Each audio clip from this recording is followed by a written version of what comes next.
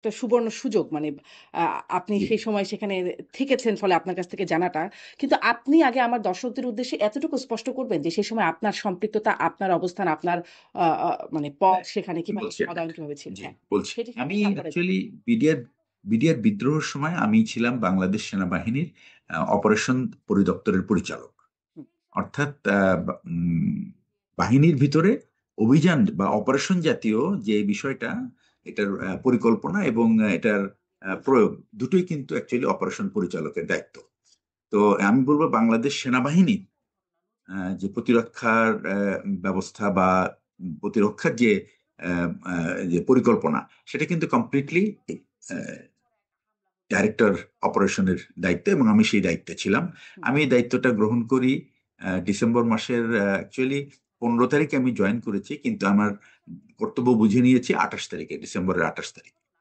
তো তারপর থেকে আমি তো সুতরাং বিডিআর বিদ্রোহ যখন শুরু হয় তখন আমার মাত্র 2 মাস সেখানে চাকরি হয়েছে। আমি আহ, ব্রিটেনে একটা 1 বছরের একটা উচ্চতর প্রশিক্ষণে গিয়েছিলাম, সেখান থেকে ফেরত এসে আমি এই দায়িত্বটা গ্রহণ করি।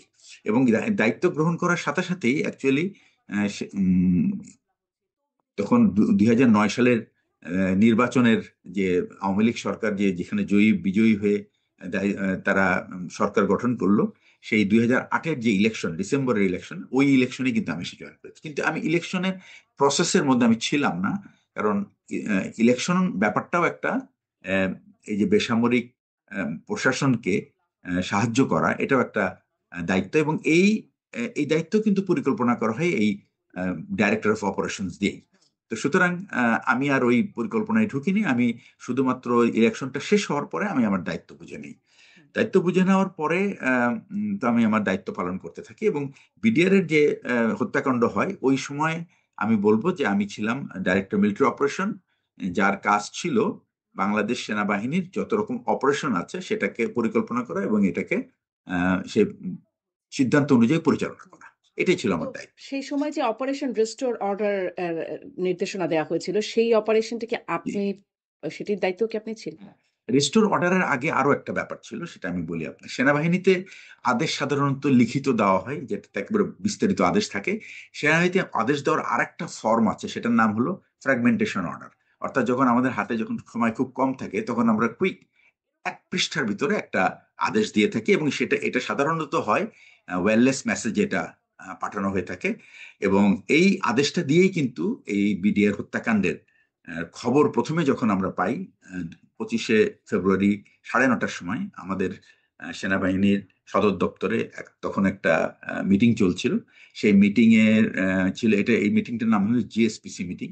অর্থাৎ এখানে সেনাবাহিনীর অস্ত্রপাতি কেনার জন্য বা নতুন কোনো সিস্টেম যদি আমরা ইন্ট্রোডিউস করতে চাই, তো এই বিশেষ করে এই রসদ জাতীয়, not supplies like food and fuel, এগুলি না। এটা হলো অস্ত্রপাতি সংক্রান্ত কোনো কেনাকাটার বা এগুলি অনুমোদনের যে বিষয়টা, এটা এই মিটিংটা এখানেই হয়। এটা ছিল বছরের দ্বিতীয় মিটিং। সাধারণত এটা প্রতি মাসেই একবার হয়, অথবা 2 মাস পরে হতে পারে, এটা নির্ভর করে এটা। এবং এই মিটিং এ কিন্তু এই অস্ত্র কেনা বা নতুন কেনা বা এটাকে বা নতুন পদ্ধতি চালু করা অথবা কোনোটাকে বাদ দেওয়া, এই সবকিছুই কিন্তু সিদ্ধান্ত হয় এই মিটিং এ। তো এই মিটিংটা যখন চলছিল 25শে ফেব্রুয়ারি 9টার সময় শুরু হয়েছিল, এবং এই 9:30টার দিকে আমরা জানতে পারি যে এরকম আহ, আমরা তো আসলে তখন জানতে পারিনি। হঠাৎ দেখলাম যে সেনা সেনা প্রধানের যে সামরিক সচিব, উনি এসে সেনা প্রধানকে কিছু একটা কানে কানে বললেন। এরপরে উনি ওখান থেকে উঠে চলে গেলেন। জেনারেল শাকিল কথা বলতে চাচ্ছিলেন, এটাই হলো আসল ব্যাপার। তো উনি উঠে চলে গেলেন এবং সাথে সাথে উনি সিজিএস কে বললেন যে আসতে। তো সিজিএস যখন জেনারেল সিনা ইবনে জামালি, উনি যখন উঠে যাচ্ছিলেন তখন উনি আমাকেও ইশারা করলেন। এবং যেতে যেতে আমরা রাস্তায় মানে মিটিং রুম থেকে সেনাপ্রধানের অফিস পর্যন্ত যেতে খুব সম্ভবত 2 থেকে 2.5 মিনিট লাগে। হুম, এর মধ্যেই কিন্তু আমার কাছে ফোন আসা শুরু করেছে যে এরকম বিডিআর সদর দপ্তরে কোনো একটা ঝামেলা হচ্ছে, এবং তারা এটাকে আহ, তারাও ঠিক বুঝতে পারছে না, এক ধরনের বিদ্রোহ বা সৈনিকরা বিশৃঙ্খলা। এবং এই ধরনের মেসেজটা আমার যে প্রতিপক্ষ বিডিআরে, উনি ছিলেন শহীদ কর্নেল আনিসুজ্জামান। উনি ছিলেন বিডিআর এর অপারেশন পরিচালক অপারেশন এবং পরিচালক প্রশিক্ষণ, ওনারা দুটো মিলে একটা দায়িত্ব পালন করেন। উনি আমাকে ফোন করে বললেন যে এরকম আমাদের এখানে সৈনিকরা গন্ডগোল করছে এবং আমরা সবাই নিরস্ত্র, কিন্তু কিছু আর্মড সোলজার এসে তারা ইনডিসিপ্লিন অ্যাকশন করছে এবং আমার মনে হয় যদি এরকম বড় কিছু হয়ে যায় তাহলে কিন্তু তোমাদের হেল্প লাগবে। সুতরাং তাড়াতাড়ি তুমি আমাদেরকে সাহায্য করার জন্য, আমাদেরকে এখান থেকে উদ্ধারের জন্য ব্যবস্থা করো। তো এই ব্যাপারটা মানে প্রথমে এটা বিশ্বাসযোগ্য হচ্ছিল না, কিন্তু জেনারেল শাকিল যখন সেনাপ্রধানকে এটা বললেন, বলার পরপরই উনি সেনাপ্রধান কি করলেন, উনি সাথে সাথেই এই 46 পদাতিক ব্রিগেডের যে কমান্ডার ব্রিগেডের হাকিম, তাকে উনি ফোন করলেন। ওনারা ফোনে দুইজনের সেল ফোনে কথা বলছেন, আমি শুনছি সেনাপ্রধান কি উত্তর দিচ্ছে, এবং আমি আর 46 ব্রিগেডের যে কমান্ডার উনি কি বলছেন এটা কিন্তু আমি বুঝতে পারছি না, কিন্তু সেনাপ্রধানের কথা আমি শুনতে পাচ্ছি। সেনাপ্রধান যেটা বলছেন যে তুমি বিডিআর পিলখানায় হয়তো কিছু সৈনিক গন্ডগোল করছে, তুমি গিয়ে দেখো সেখানে কি হচ্ছে। এই ছিল তার মানে কথা। কিন্তু আমরা যখন ফোন আমাদের কাছে আসা শুরু করেছে বিভিন্ন লেভেল থেকে, আমাদের সহকর্মী যারা আছে সেখানে তারা ফোন করেছে, ডাইরেক্টর অপারেশন ফোন করেছে এবং আরো দুই একজন ফোন করছে, তখন আমরা বুঝতে পারছি যে এটা অ্যাকচুয়ালি এটা অত খুব একটা সাধারণ বিষয় না, এটার মধ্যে অন্য কিছু আছে। সুতরাং সাথে সাথে আমি আর অপেক্ষা না করে, এবং এই যে একটা অসামরিক কথাবার্তা যে দেখো ওখানে কি হচ্ছে, এই শব্দটা আমার খুব একটা পছন্দ হয় না, কারণ আমরা সেনাবাহিনীতে এই ধরনের আদেশ দিতে অভ্যস্ত না। আমাদের আদেশ আমরা খুব স্পষ্টভাবে দেই। সাধারণত কাউকে যদি কোনো দায়িত্ব দিতে হয় তাহলে প্রথমে তার কাজটা কি, পরিস্থিতিটা উম, বর্ণনা করে তার কাজ কি হবে, যেটাকে আমরা টাস্ক বলি বা মিশন বলি, এবং সেই সাথে কাদেরকে নিয়ে তিনি এই মিশনটা অ্যাকমপ্লিশ করবেন, এটা আমরা তাহলে তাদেরকে এই বলি। দেখো সেখানে কি হচ্ছে এটার মানে কি? মানে এটা বলে কি হলো? এটা উনি গিয়ে কি অ্যাকচুয়ালি করলেন? আমার কাছে এটা ইট ওয়াজ কমপ্লিটলি এ মেস, মানে এই ভাষাটাই ঠিক হয় নাই আর কি, এবং এইটারই কিন্তু সুযোগ নিয়েছে সবাই। তো আমরা আর কিন্তু সুযোগ দিই নাই, কারণ উনি যখন এই কথাটা বললেন, সাধারণত সিনিয়র অফিসাররা কিন্তু সবকিছু ডিটেল বলে দেন না, তারা একটা আহ, ধারণা দিয়ে দেন। আমাদের কাজ হলো এটাকে convert into proper military form, যেভাবে মিলিটারিকে আদেশ দেওয়া হয় সেই আদেশে। তো আমরা কি বললাম কি, যে আমরা তো এই মুহূর্তে আর কোনো ডিটেল প্ল্যানিং এ যাব না, আমরা শুধুমাত্র একটা পরিস্থিতিটা বললাম যে ওখানে আমাদের কিছু অফিসার তার দরবার হলে আটকা পড়েছে এবং সৈনিকরা সম্ভবত তাদেরকে ঘিরে ধরেছে, এরকম একটা পরিস্থিতি দিয়ে টাস্ক হলো তাদেরকে উদ্ধার করা বলে, কে কে এটাতে অংশগ্রহণ করবে এটা আমাদের বলে দিলাম। আমরা ওই মুহূর্তে অ্যাকচুয়ালি এরকম সময়টা এত কম ছিল যে এটা আমাদের জন্য জরুরি ছিল বিডিআর সদর দপ্তরে পৌঁছা, এবং আমাদের কাছে যেটুকুই আছে, ঢাকা শহরের অ্যাকচুয়ালি খুব বড় সাইজের সেনাবাহিনী রাখা হয় না নিরাপত্তার কারণে, কারণ এখানে অনেক ইতিপূর্বে অনেক দুর্ঘটনা আছে বাংলাদেশের কনটেক্সটে। সেই কারণে মানে বিভিন্ন সরকার প্রধানদের নিরাপত্তার কথা চিন্তা করে ঢাকা শহরে খুব বড় ধরনের ফোর্স রাখা হয় না। তো আমরা ওই দিন আবার ছিল শিখা অনির্বাণে প্রেসিডেন্ট জিল্লুর রহমান সাহেবের, উনি ছিল রিড লেইং মানে আপনার উনি পুষ্পস্তবক, ওই শহীদ সব সেনাবাহিনীর সদস্যদের জন্য যে আমাদের যে স্মৃতিস্তম্ভটা আছে, সেটাকে আমরা যেটা নাম হলো শিখা অনির্বাণ, এইখানে উনি একটা সশস্ত্র বাহিনীর একটা গার্ড হবে, সেই গার্ড ওখানে রিড লেইং করবে, অর্থাৎ একটা ফুলের বুকে দিবে আর কি। তো এই অনুষ্ঠানটা হওয়ার কথা ছিল, যার কারণে আমি খুব তাড়াতাড়ি ফোর্সটাকে মোবিলাইজ করতে পেরেছি। তো এই ফোর্স ছিল মিরপুর ক্যান্টনমেন্ট থেকে আসছিল তারা, কিন্তু তাদের কাছে সব ছিল স্মল আর্মস বলি, যেটা যে রাইফেল, এলএমজি বা এই এসএমজি এই ধরনের, কিন্তু এদের কোনো অ্যামুনেশন ছিল না, কারণ সাধারণত এই ধরনের অনুষ্ঠানে অ্যামুনেশন আনা হয় না। সুতরাং অ্যামুনেশন ছাড়াই এটা প্রেসিডেন্টের একটা সিরিমোনিয়াল ডিউটি, সেখানে অ্যামুনেশনের কোনো প্রয়োজন নেই।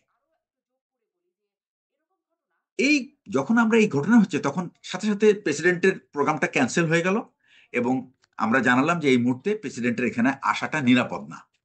তো তারপরে প্রেসিডেন্ট তো আসা বন্ধ হয়ে গেল। এরপরে আমরা এই ফোর্সটাকেই খুব কুইকলি অর্গানাইজ করলাম, সাথে আরো 3টে ইনফেন্ট্রি পদাতিক ব্যাটালিয়ন ছিল, তাদেরকে তাদেরকে টাস্কিং করা হলো যে কে কোথায় ডিপ্লয় করবে। এই এই অর্ডারটা আমরা মানে মেসেজের মাধ্যমে আমরা ব্রিগেড হেডকোয়ার্টারে পাঠিয়ে দিই, এবং ব্রিগেড হেডকোয়ার্টারের কাজ কিন্তু তারপরে সে তার মতো করে একটা আদেশ সে তৈরি করে তার ইউনিট কমান্ডারদেরকে বলবে। এবং এই যে বিল্ড আপ অফ ফোর্স, মানে ক্যান্টনমেন্ট থেকে বিডিআর পর্যন্ত যাওয়ার যে ফোর্সটাকে যে আমরা ওখানে একত্রিত করব, এটারও একটা সিকোয়েন্স আছে। তো আমি সাধারণত এই কাজটা ওনারই করার কথা, ব্রিগেডের মানে পদাতিক ব্রিগেডের যে কমান্ডার ব্রিগেডের হাকিম তারই করার কথা। কিন্তু আমি দেখলাম যে উনি এত কম সময় আছে, সুতরাং আমি কি করলাম, আমার একটা স্টাফ দিয়ে আমি জাহাঙ্গীর গেটে একটা অফিসার রাখলাম যে শুধুমাত্র মনিটর করার জন্য যে ফোর্স কত দ্রুত ওখানে যাচ্ছে, কেউ কোনো অসুবিধা হচ্ছে কিনা এটা, এবং আমাদের নিজের আপডেটের জন্য। এই ব্যাপারটা কিন্তু অনেকেই জানতো না যে আমরা এটা মনিটর করছি। এবং এটা আমার এই অ্যাকশনটা করার মেন উদ্দেশ্য ছিল এই ধরনের আহ, মানে হঠাৎ করে এই ধরনের একটা অপারেশন করতে গেলে অনেক সময় এই অপারেশনের সফলতা এবং বিফলের কারণে ব্লেম ব্লেম গেম শুরু হয়, কার দোষে বা কার ভুলে এটা হচ্ছে না বা ওটা হলো না, সময় মতো মানে আমি ঠিক মতো অর্ডার পাই নাই, আমি যেতে পারি নাই, আমি এই জিনিস নেই নাই, ওই জিনিস নেই নাই, এই ধরনের কমপ্লেন যেন করার সুযোগ না থাকে, এই জন্য কিন্তু আমরা এই মনিটরিংটা করেছি। এবং এটাতে আমাদের একটা সুবিধা হয়েছে, আমরা জানতে পেরেছি কি পরিমাণ ট্রুপস আমরা ডিপ্লয় করেছি এবং এদের নেতৃত্বে কারা কারা ছিল। তো এই ব্যাপারটা, আহ, এটা এটা কিন্তু এই রেকর্ডটা ছিল আমার কাছে, অর্থাৎ এমও ডাইরেক্টরেটে, এবং এটা আমরা করেছিলাম পিওরলি মনিটর করার জন্য। কিন্তু আচ্ছা, একটু এইটুকু জিজ্ঞাসা করে নিই। আপনি যেহেতু হ্যাঁ, বলছিলেন মনিটরিং করবে যে যথেষ্ট মানে গতিতে কাজ করছে কিনা, যাচ্ছে কিনা, জি, যথেষ্ট ছিল জি, কি আসলে? যথেষ্ট গতিতে যাচ্ছিল হ্যাঁ, ফোর্স? আমি বলবো যে ওই মুহূর্তে যে আমরা যে পরিস্থিতি আমরা শুনছিলাম, ওই মুহূর্তে ইট ওয়াজ গুড এনাফ। কারণ আমাদের কাছে যে সমস্ত অস্ত্র ছিল, একটা ইনফেন্ট্রি ব্যাটালিয়নের যে হেভি অস্ত্র যেগুলি বলে, হুম, সেই অস্ত্রগুলি কিন্তু যথেষ্ট, ওগুলি কিন্তু বিডিআর এর কাছে নাই, ওই ধরনের অস্ত্র নাই।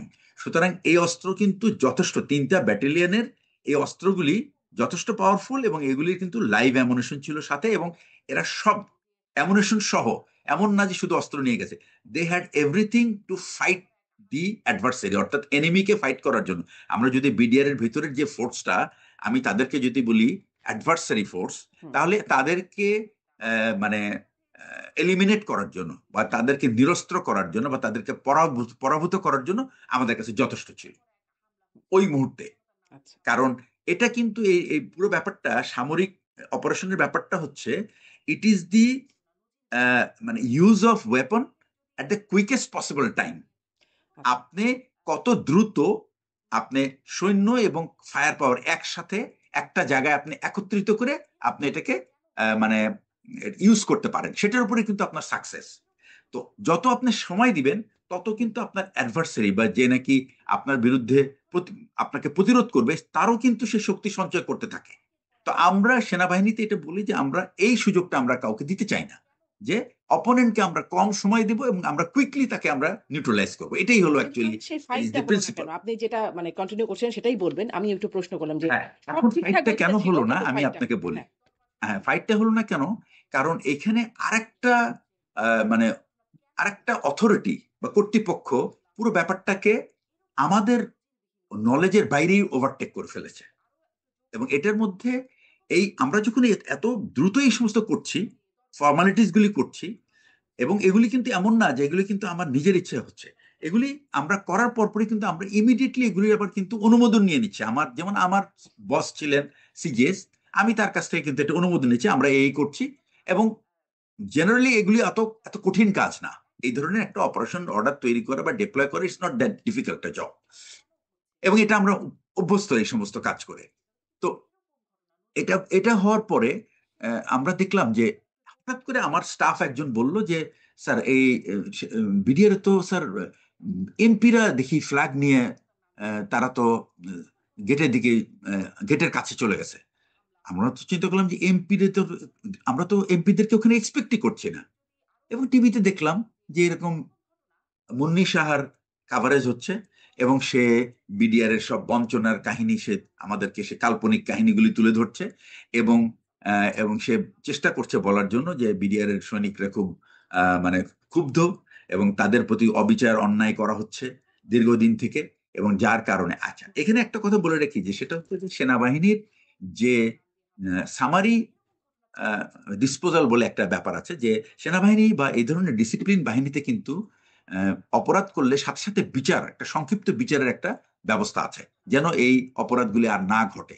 এবং এগুলি কিন্তু খুবই আমি বলবো এটা ব্রিটিশ পিরিয়ড থেকে এটা চলে আসছে, এবং আমরা তাদের কাছ থেকে এটা ইনহেরিট করেছি। ইন্ডিয়ান আর্মিতে আছে, পাকিস্তান আর্মিতে আছে, আমাদের আর্মিতে হচ্ছে এই ধরনের সাবকন্টিনেন্টের, এবং এটা বিভিন্ন দেশের আর্মিতেই আছে সামারি সামারি ডিসপোজালের ব্যাপারটা, যে কেউ অপরাধ করলে, একটা সৈনিক যদি অপরাধ করে বা একটা এনসিও যদি অপরাধ করে, এবং এগুলি সব সাজা খুব খুব ছোট ধরনের সাজা, যেন এটা মেইনলি হলে এটা কুইক করা হয়, এবং অ্যাট দ্য সেম টাইম এটা যেন এটা আর নতুন করে আবার না হয়, রিকারেন্সটা বন্ধ করার জন্য। তো বিডিআরও কিন্তু এই ধরনের অনেক ডিসিপ্লিনের এগেনস্টে, সে ফর এক্সাম্পল করাপশন বা পিলফ্রেজ বা সে মিসঅ্যাপ্রোপ্রিয়েশন, তারপর ব্রাইবারি, এই ধরনের কেস যেহেতু তারা পাবলিকের সাথে, কিন্তু এই এই প্রবলেমগুলি কিন্তু সেনাবাহিনীতে নাই। এই যে ব্রাইবারির ব্যাপারটা কারণ ওইখানে পাবলিক এবং মিলিটারির মধ্যে কোনো কন্ট্যাক্ট পয়েন্ট নাই, ট্রানজেকশন পয়েন্ট নাই, কিন্তু বিডিআর আছে। যেমন তারা বর্ডারে বিভিন্ন জায়গায় ডিউটি করে, সেখানে তাদের সিকিউরিটি ব্যাপার আছে, সিকিউরিটি দিতে হয়, বর্ডার গার্ড করতে হয়, এবং ওইখানে সমস্ত স্মাগলিং হয়। প্রজেক্টের সাথে এখন জড়িত থাকে, মানে এখন না, মানে জড়িত এটা এখনকার ব্যাপারটা আলাদা, প্রজেক্ট ইজ টোটালি ডিফারেন্ট। এবং প্রজেক্ট কিন্তু এই যে যে মিলিটারি সেখানেও ফোর্সের কথা আমরা বলছি, হ্যাঁ। না যে মিলিটারি ফোর্সের কথা আমরা বলছি, এই যে ইনফেন্ট্রি, যারা নাকি বেসিক্যালি যুদ্ধ করার জন্যই কাজ, তাদের কাজই হলো to get close to the enemy and fight, আর বাকিরা কিন্তু তাকে হেল্প করে। তো এই যে ফাইটিং এলিমেন্টস যারা, তাদের সাথে কিন্তু project is not involve, they are not out, they are not within the project. আচ্ছা, সুতরাং সেই এদের ওই জায়গায় আমাদের হ্যাঁ, এটাই হলো আসল কথা। তো বিডিআর এর যে এই ধরনের অসন্তোষ যে হবে, একটা যে কেউ অপরাধ করলে তার অপরাধের যদি সাজা হয়, সে তো আর খুশি হবে না। কারণ সাজা হওয়ার পরে যদি তার চাকরিচ্যুত হয় বা তার যদি 2-4 মাস জেল হয়, তাহলে তো he will never be happy. তো এই ধরনের কেস কিন্তু is very normal in the military, এবং it is not actually the reason for which a soldier revolts. So এই রিভোল্টের ব্যাপারটা, আহ, এটা কিন্তু অনেকদিন ধরে আমাদের কাছে পরে মনে হয়েছে, পরে আমরা যখন খোঁজ পেয়েছি যে এই বিষয়টা নিয়ে বিডিআর এর সৈনিকরা, যেহেতু তাদের মেইন পয়েন্ট ছিল তার ওভারওয়ার্ক ছিল, কারণ ডাল ভাত কর্মসূচির সময় সাধারণ মানুষকে ডাল এবং মানে চাল ডাল তেল, এই যে এসেনশিয়াল কমোডিটি, এটা পৌঁছানোর জন্য বিডিআর এর সৈনিকদেরকে অনেক 8 ঘন্টা ডিউটিতে তারা ছিল না, তারা হয়তো দেখা যাচ্ছে অনেকে 16 ঘন্টা ডিউটি করছে, অন্তত 20 ঘন্টা। তো এই যে একটা টায়ারিং জব, এটার এগেনস্টে তাদের তো বেতন হলো নর্মাল বেতন, আর হয়তো অল্প কিছু ভাতা। তো এটা হয়তো বা দে আর নট ভেরি হ্যাপি, হয়তো এটা তাদের একটা, আমরা এই ধরনের যদি কারো কোনো তারা যদি কেউ যদি ক্ষুব্ধ হয়ে থাকে যে তাদেরকে এনাফ মানে অ্যালাউন্স বা পকেট অ্যালাউন্স দেওয়া হচ্ছে না, তাহলে কিন্তু এই ব্যাপারটা সেনাবাহিনী বিডিআর সব জায়গায় কিন্তু সিস্টেম আছে, যে আপনার যদি এরকম কিছু বলার থেকে আপনি বলবেন, এটা আমরা হায়ার হেডকোয়ার্টারে যাব, তাদের সঙ্গে নেগোশিয়েট করব, দরকার হলে আমরা কিছু ইমপ্রুভ করে নিয়ে আসতে পারি। এটা কিন্তু একটা খুব কঠিন, খুব মনেই দেখাচ্ছে যে বিডিআররা খুব ক্ষুব্ধ, এবং তারা সৈনিকরা এই ধরনের তারা তাদের ডিজির দরবারে এই দাবি তুলেছে। এবং এইটা নিয়ে কিন্তু ডিজি এর আগে কথা বলেছে তাদের সাথে, আমরা পরে জেনেছি যে ডিজি এর আগে নিয়ে এইটা নিয়ে যে বিভিন্ন ইউনিটের থেকে, সাধারণত ডিজির দরবারে বিভিন্ন ইউনিট থেকে কারো কোনো যদি প্রস্তাব থাকে, তাহলে প্রস্তাব চাওয়া হয়, সেই প্রস্তাবের উপরে আলোচনা হয়, হওয়ার পরে তারপরে ডিজি এই প্রস্তাবের ব্যাপারে তার যে মন্তব্য বা তার যে করণীয়, সেটা সৈনিকদেরকে বলে। এটা একটা ফর্মালি এই জিনিসে জানানো হয়, এইটাই ব্যাপার। কিন্তু এটা যে একটা বিদ্রোহের আকারে রূপ নেবে, এটা অবিশ্বাস্য ছিল। কিন্তু সমস্যা ছিল যে এই বিদ্রোহ অন্য কেউ জানার আগে কিভাবে দুইজন মানে মেম্বার অফ পার্লামেন্ট জানলো, that is a very surprising thing, because বিদ্রোহ হচ্ছে ভিতরে, আমরা জানছি, আই এম শিওর ও ভিতরের কোনো অফিসার কোনো এমপি কে বলে নাই যে আমরা বিদ্রোহের মধ্যে পড়ছি, আপনি আসেন আমাদেরকে হেল্প করেন। কিন্তু তারা এর মধ্যে সেনা প্রধানের সাথে তৎকালীন প্রধানমন্ত্রীর কথাবার্তা এগুলো হচ্ছিল না, মানে হ্যাঁ এভাবে কি? হচ্ছিল, তো এভাবে সবই কি জানতে হচ্ছিল। পারেন না, মানে এমপিরা? কারণ আমি না, তৎকালীন সেনাপ্রধান মইনু আহমেদের একটা একটা ভাষ্য দেখছিলাম, এ প্রসঙ্গে তিনি বলেছেন, বেশ 28 মিনিটের মতো লম্বা একটা বক্তব্য তিনি দিয়েছেন, যে তখন কি হয়েছিল সেই বিষয়ে তিনি বলছিলেন যে তার সাথে তখন তৎকালীন প্রধানমন্ত্রীর কথা হচ্ছিল, তাকে ডেকেও নেওয়া হয়েছিল এই বিষয়ে। এটা তো পরের ব্যাপার, আমি আপনাকে বলি। আচ্ছা। প্রধানমন্ত্রী, আমি তার আগে আরেকটা কথা বলি, সেটা হচ্ছে যে মিলিটারি ফোর্স তাদের কিন্তু we are driven by our law, member কি বলে manual of Bangladesh army law, MBL যেটাকে বলে। সেখানে কিন্তু এমবিএমএল এর 25 নম্বর ধারায় আমরা we are empowered to take action against any unarmed or armed civilian. Unarmed বা যদি কেউ থ্রেটে, তার জীবন যদি হুমকির সম্মুখীন হয়, কিন্তু তাকে কিন্তু আমাদের কিন্তু এটার জন্য কোনো অর্ডার প্রয়োজন নাই।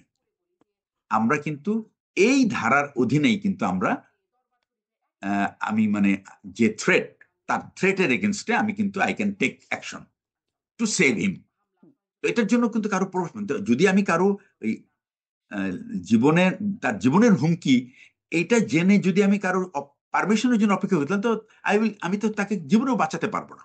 সুতরাং এই জন্যই এই জন্যই আমাদেরকে দেখেন, আমরা যখন যে কোনো সৈনিক, আর্মড সোলজার যখন ইউনিটে জয়েন করে, তার প্রথম কাজটা হলো সে গিয়ে প্রথমে তার অস্ত্রটা সে তার নামে বরাদ্দ নেয়, এবং এই বরাদ্দ নিলেও সেই অস্ত্রটা থাকে কিন্তু অস্ত্রাগারে, কিন্তু ওই অস্ত্রটা বরাদ্দ কিন্তু সেই সোলজারের নামে। That is his first action. এটা কেন করা হয়? Because there could be any emergency of like war, conflict, অথবা লেটস এ লিমিটেড কনফ্লিক্ট অথবা লিমিটেড ওয়ার, যেখানে আপনাকে অস্ত্রটা খুব কুইকলি নিয়ে আপনাকে কিন্তু অ্যাকশনে যেতে হতে পারে। এই এই কাজটার জন্যই তখন যেন আমার এই অস্ত্রটা কার বা ওই অস্ত্রটা কার, এই জন্য প্রত্যেকটা সোলজার কিন্তু তার অস্ত্রের নাম্বারটা কিন্তু তার মুখস্থ থাকে। আমি জানি আমার অস্ত্রের নাম্বার কত, আমি গিয়ে ওই অস্ত্রটা, এবং অস্ত্রের গায়ে কিন্তু বড় করে লেখা আছে সেই নাম্বারটা, সেই চট করে সে পিক করতে পারে। এবং পিক করার পরে এটার দায়িত্ব হলো এখানকার যে এনসিও, পরে সে ঠিক করে নিবে যে তার অস্ত্রটা অমুককে ইস্যু করা হয়েছে। এবং শুধু অস্ত্র না, এর সাথে গোলা বারুদও সে পাবার কথা কোনো অ্যাকশনে যাওয়ার আগে।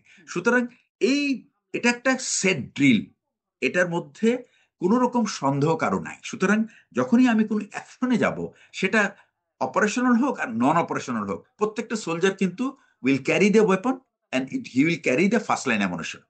এই পলিসিটা আছে, এই যে নীতিমালা, এটা কিন্তু পরিষ্কার। তো এই ব্যাপারে সেনাবাহিনীর যে ফোর্সটা পাঠানো হয়েছিল, ইট ওয়াজ সেলফ কন্টেন্ট। এদের হাতে যা ছিল, অস্ত্র সরঞ্জাম, গোলা বারুদ যথেষ্ট ছিল বিডিআর বিদ্রোহকে, বা যদি বিদ্রোহ হয়েই থাকে সেটাকে দমন করা বা সেটাকে নিরস্ত্র করা। এবং যখন একটা সোলজার, আমি যদি একটা অপারেশনে যাই এবং আমি যদি একটা মানে আমার প্রতি যদি গুলি ছোড়া হয়, আমার কিন্তু আর কোনো অর্ডার দরকার নাই। It is my sole duty to respond to that fire. তো সুতরাং এখানে প্রধানমন্ত্রীর আদেশের অপেক্ষা, বরং প্রধানমন্ত্রী যদি বলে যে না এটা যাওয়া যাবে না, দ্যাট ইজ ডাউটফুল। বিকজ একটা প্রধানমন্ত্রীর কাজ কিন্তু প্রত্যেকটা মানুষের জানমাল রক্ষা করা। তার যদি আমি বলবো যে একটা সিম্বলিক রেসপন্সিবিলিটি হয়ে থাকে, তো জানমাল রক্ষা করবে কিভাবে? যার যান হুমকির সম্মুখীন, তাকে যদি আমার রক্ষা করতে হয়, তাহলে তো তাকে দমন করতে হবে, না হলে তো আমি তাকে রক্ষা করতে পারবো না। সো সেটা কিন্তু যেই এই হোক না কেন। আদেশ ছাড়াই তো আপনিও বলছিলেন যে আদেশ ছাড়াই তো স্বয়ংক্রিয়ভাবেই বা সেনাবাহিনীর সিদ্ধান্তেই সেই 46 পদাতিক হ্যাঁ, চলে গেছে, গেল। কিন্তু হ্যাঁ, সেনাবাহিনী যাওয়ার পর থেকেই সেনাবাহিনীকে এক ধরনের, যারা ফিল্ডে ছিল, যাদেরকে অপারেশনের জন্য পাঠানো হয়েছিল, তারা এক ধরনের, তাদেরকে ডিসকারেজ করা হচ্ছিল। That is very doubtful. এটা কেন করা হচ্ছিল এবং এইটার দায়িত্ব ছিল, এই যারা ডিসকারেজ করা হচ্ছিল, এটা যদি সেনাবাহিনী প্রধান জেনে থাকে, তাহলে ডিসকারেজ এটা কে তার দায়িত্ব করছিলেন? ছিল। ওই যে এমপিরা গিয়ে বলছে না আপনারা যাবেন না, আগে আমরা যাচ্ছি, কথা বলছি। আচ্ছা, আচ্ছা, হ্যাঁ। তো এখন মনে করেন যে মির্জা আজম আর হচ্ছে যে ওই জাহাঙ্গীর কবির নানক, তাদেরকে তো সবাই চেনে যে ওনারা মেম্বার অফ পার্লামেন্ট, আর আওয়ামী লীগ সরকার মাত্র আসছে ক্ষমতায়, এবং তারা মানে কোনো কিছু জানার আগে, আমরা কোনো কিছু জানার আগে সেনাবাহিনী প্রধান তো পরে গেছে, মির্জা আজম সাহেব তো প্রথমেই আমরা আমাদের সেনাবাহিনীও পৌঁছেছে, মির্জা আজম সাহেবও পৌঁছে গেছে। এটাই খুব সারপ্রাইজিং। প্রধানমন্ত্রীকে কে জানাবে? প্রধানমন্ত্রীকে তো জানাবে প্রধানমন্ত্রীর স্টাফরা। হ্যাঁ, আমি ধরে নিলাম যে জেনারেল শাকিল জানিয়েছে। তো জেনারেল শাকিল জানাইলে প্রধানমন্ত্রীর কাজ তো মির্জা আজমকে পাঠায় নেগোসিয়েট করে না। তো মির্জা আজম তো আর অস্ত্র ক্যারি করছে না, আর সে কি নেগোসিয়েট করবে? সে তো একটা সিভিলিয়ান মানুষ। সে কি একটা অস্ত্রের মোকাবেলা করতে পারবে? মির্জা আজমকে যদি মেরে দিত ওইখানে দুইটা সৈনিক, তাহলে কি হতো? হুম। ওনারা কি কনফিডেন্সে গেল যে তাদেরকে মারবে না? যেখানে কোনো মানুষই যাওয়ার সাহস পাচ্ছে না, সেখানে মির্জা আজম সাহেব এবং এবং জাহাঙ্গীর কবির সাহেব, নানক, ওনাদেরকে কি কনফিডেন্সে তারা, যে বিডিআর এর কয়জন সৈনিক তাকে চেনার কথা? আমরা তো ধরেন পলিটিক্সের খোঁজ রাখি, সে চাকরি থাকতেও রাখি, সবাই রাখে, কিন্তু সৈনিকরা তো আর এত নলেজেবল হওয়ার কথা না। খুব খুব আনইউজুয়াল যে বাংলাদেশের কোন সৈনিক আপনি বলতে পারবেন না যে 300 এমপি কে চিনবে, কিন্তু আপনি অনেক অফিসার পাবেন তারা হয়তো 200 থেকে 250 এমপি কে চিনে ফেলবে, তারা নাম বলে, হ্যাঁ আমি জানি ওই এলাকার মানুষ। তো তাদের বিকজ তাদের ইন্টারাকশনটাই ওই লেভেলে। কিন্তু একটা সৈনিক এইখানে যদি 2টা এমপি কে মেরে, তারা যদি একটা ধরেন এমপি মাল, বিডিআর সৈনিকরা তার মানে মারল, কি তারা আর এটা দাবি করতে পারে যে তারা ঝুঁকি নিয়ে, নিজের জীবনের ঝুঁকি নিয়ে তারা সমঝোতা করতে গেছে? না, আমি এটাকে ইন্টারপ্রেট করবো ওইভাবে না, নিজের ঝুঁকি। কারণ সে তো জানেই না অ্যাকচুয়ালি কোথায় ঝামেলা, ঝামেলাটা তো অনেক পিছনে। সে তো বিডিআর এর সামনের গেটে গিয়ে কার সাথে নেগোশিয়েট করবে? বিডিআর এর বিডিআর এর একটা বিদ্রোহ হলে সে বিদ্রোহ কমান্ডারের সাথে করবে, তাই না? ওখানে তো কমান্ডার তো ওখানে ছিলই না, ওখানে তো ছিল সৈনিক, বিডিআর এর অস্ত্রধারী সৈনিক। তাদের সাথে কি সৈনিকদের সাথে আপনি কি সবার নেগোসিয়েশন, সৈনিকদের এই সাথে নেগোসিয়েশন যে তোমাদের যা যা বিদ্রোহের কারণ বা অসন্তোষের কারণ সেগুলো সলভ করা হবে, এটা কি বললে মানে আমার এটা কি রিজনেবল? এটা this is not the art of negotiation. এটা যদি করে থাকে তাহলে শোনো বালখিল্যতা, এবং একটা হলো তার বালখিল্যতা, আর 2 নম্বর হলো উনি ওভার কনফিডেন্স ছিলেন, because he knows what is going on inside, এটা অনেক আগেই জানে। এটা হলো একটা। সেকেন্ড কথা হচ্ছে যে আমরা তো জানতে পারি নাই বিডিআর এর ডিজি কে মারা হয়েছে কিনা, কিন্তু ভারতীয় আমাদের বাংলাদেশের কোনো টেলিভিশন চ্যানেল জানতে পারে নাই, কিন্তু এনডিটিভি জেনে গেছে যে শাকিল সাহেবকে মারা হয়ে গেছে। কিভাবে সম্ভব? তো এটা এসবই অ্যাকচুয়ালি প্রমাণ করে যে এই বিদ্রোহটা ছিল একটা অ্যালিবাই, হ্যাঁ, কিন্তু একটা এটাও তো আবার কাভার। দেখি মানে এটা জাস্ট আমি মানে বলছি যে এই কারণে যে এরকম ঘটনা তো ঘটে যে বাংলাদেশের গণমাধ্যমে আসে না, ভারতীয় গণমাধ্যম থেকে আমরা জানি এই এয়ারফোর্স বাংলাদেশে আসছে, এই অপারেশন চালানো হচ্ছে, বা এখানে মানে বাংলাদেশের গণমাধ্যমে অনেক কিছুই আসে না, যেগুলো আসলে but those are not correct. Operation চালানোর ব্যাপারটা এগুলি কারেক্ট না, কাজে এটা তাদের speculation, they are not correct. বাংলাদেশের সংবাদ মাধ্যমকে যদি আমাদের কিছু জানাইতে হয়, তাহলে তো তাদের প্রত্যেকটা ফোর্সেরই তো মানে পিআর আছে, পাবলিক রিলেশন অফিসার আছে, তারা তারা জানে যে কতটুকু আমরা জানাতে পারি বা কতটুকু জানাতে হবে। এখানে অন্য কারো বক্তব্য এটাকে বিশ্বাস করার তো কোনো কারণ নেই। কারণ আর বেশিরভাগ সময় হয় কি, এটা অবশ্য একটা কারণ আছে, আমি একটা বলি আপনাকে, সেটা হলো যখন আপনি কোনো খবর দিবেন না, বাট মানুষ এটা জানতে চাইবে, যখন আপনি খবর দিবেন না তখন কিন্তু খবর কুক করা হবে, this will be cooked and it will be supplied. এখন এটা হবে, দেখা যাবে 20% কারেক্ট, 80% রং, অথবা 30% কারেক্ট, 37। বাট সাধারণ মানুষ, যাদের সবারই তো এই সমস্ত ব্যাপারে আগ্রহ থাকে না, হয়তো কিছু লোকের আগ্রহ আছে, এবং তারা ওই সংবাদটাকেই তারা ধরেন আবার এটাকে নতুন করে প্রচার করছে বিভিন্ন জায়গায়, এটা ভুল সংবাদই প্রচারিত হচ্ছে। কিন্তু ঘটনাটা হচ্ছে যে মানে জেনারেল শাকিল সাহেবকে মারা হয়েছে, এটা তো আমরা পরে জানতে পেরেছি যে জেনারেল শাকিল সাহেব ছিল সম্ভবত সেকেন্ড মানে ক্যাজুয়ালিটি। ফার্স্ট ক্যাজুয়ালিটি ছিল অন্য একটা অফিসার, লেফটেন্যান্ট কর্নেল কায়সার, যিনি বাইরের থেকে একটা গুলি এসে তাকে লেগে মারা গেছেন। আর সেকেন্ড ক্যাজুয়ালিটিটা ছিল শাকিল সাহেব, তাকেই প্রথমে মানে মারা হয়েছে আর কি, ডেলিবারেটলি। হুম। আচ্ছা, তাহলে যদিও এই তদন্ত কমিশনের প্রতিবেদনে আসছে, তারপরে আপনার কাছ থেকে একটু জানতে চাই যে ভারতীয় গণমাধ্যম এটি জানালো, এই তদন্ত কমিশনের বলা হচ্ছে, প্রতিবেদনে বলা হচ্ছে 921 জনের মতো ভারতীয় ব্যক্তি, তারা আসলে ভারতীয় নাগরিক, তারা এসে ঢুকেছিল বা তারা ছিল বাংলাদেশে এই সময়।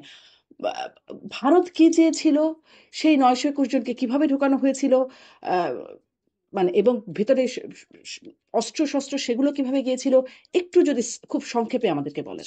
আচ্ছা, একটা জিনিস হচ্ছে যে বাংলাদেশে ওই সময় বিডিআর সপ্তাহ চলছিল, এবং বাংলাদেশের বিডিআর সপ্তাহতে সপ্তাহ উপলক্ষে আহ, ভারত থেকে তারা কিছু উপঢৌকন এনেছিল। এই উপঢৌকন নিয়ে যারা আসছে, ধরা হয় যে, বা ধারণা করা হচ্ছে তারাই ছিল এই উপঢৌকনের নামে আহ, আসছে ঠিকই, হয়তো অস্ত্রপাতি অন্যভাবে তারা পেয়েছে। নট দ্যাট এই 921 জনকেই যে অস্ত্র থাকতে হবে তা কিন্তু না, বিকজ আপনি বিডিআর এর ভিতরে যেহেতু আহ, একটা কথা হচ্ছে যে ওখানে কিন্তু বিডিআর যারা বিদ্রোহ করেছে তাদের কিন্তু একটা একটা গ্রুপ ছিল, তারা মুখে গামছা টামছা বেঁধেছিল।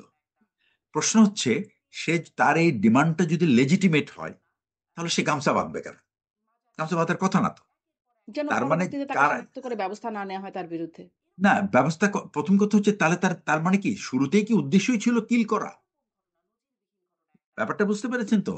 আমাদের সৈনিকদের তো তারা তো রাগ করে বা তারা তাদের অভিযোগ জানায়, এটার জন্য তারা মুখ ঢাকে না।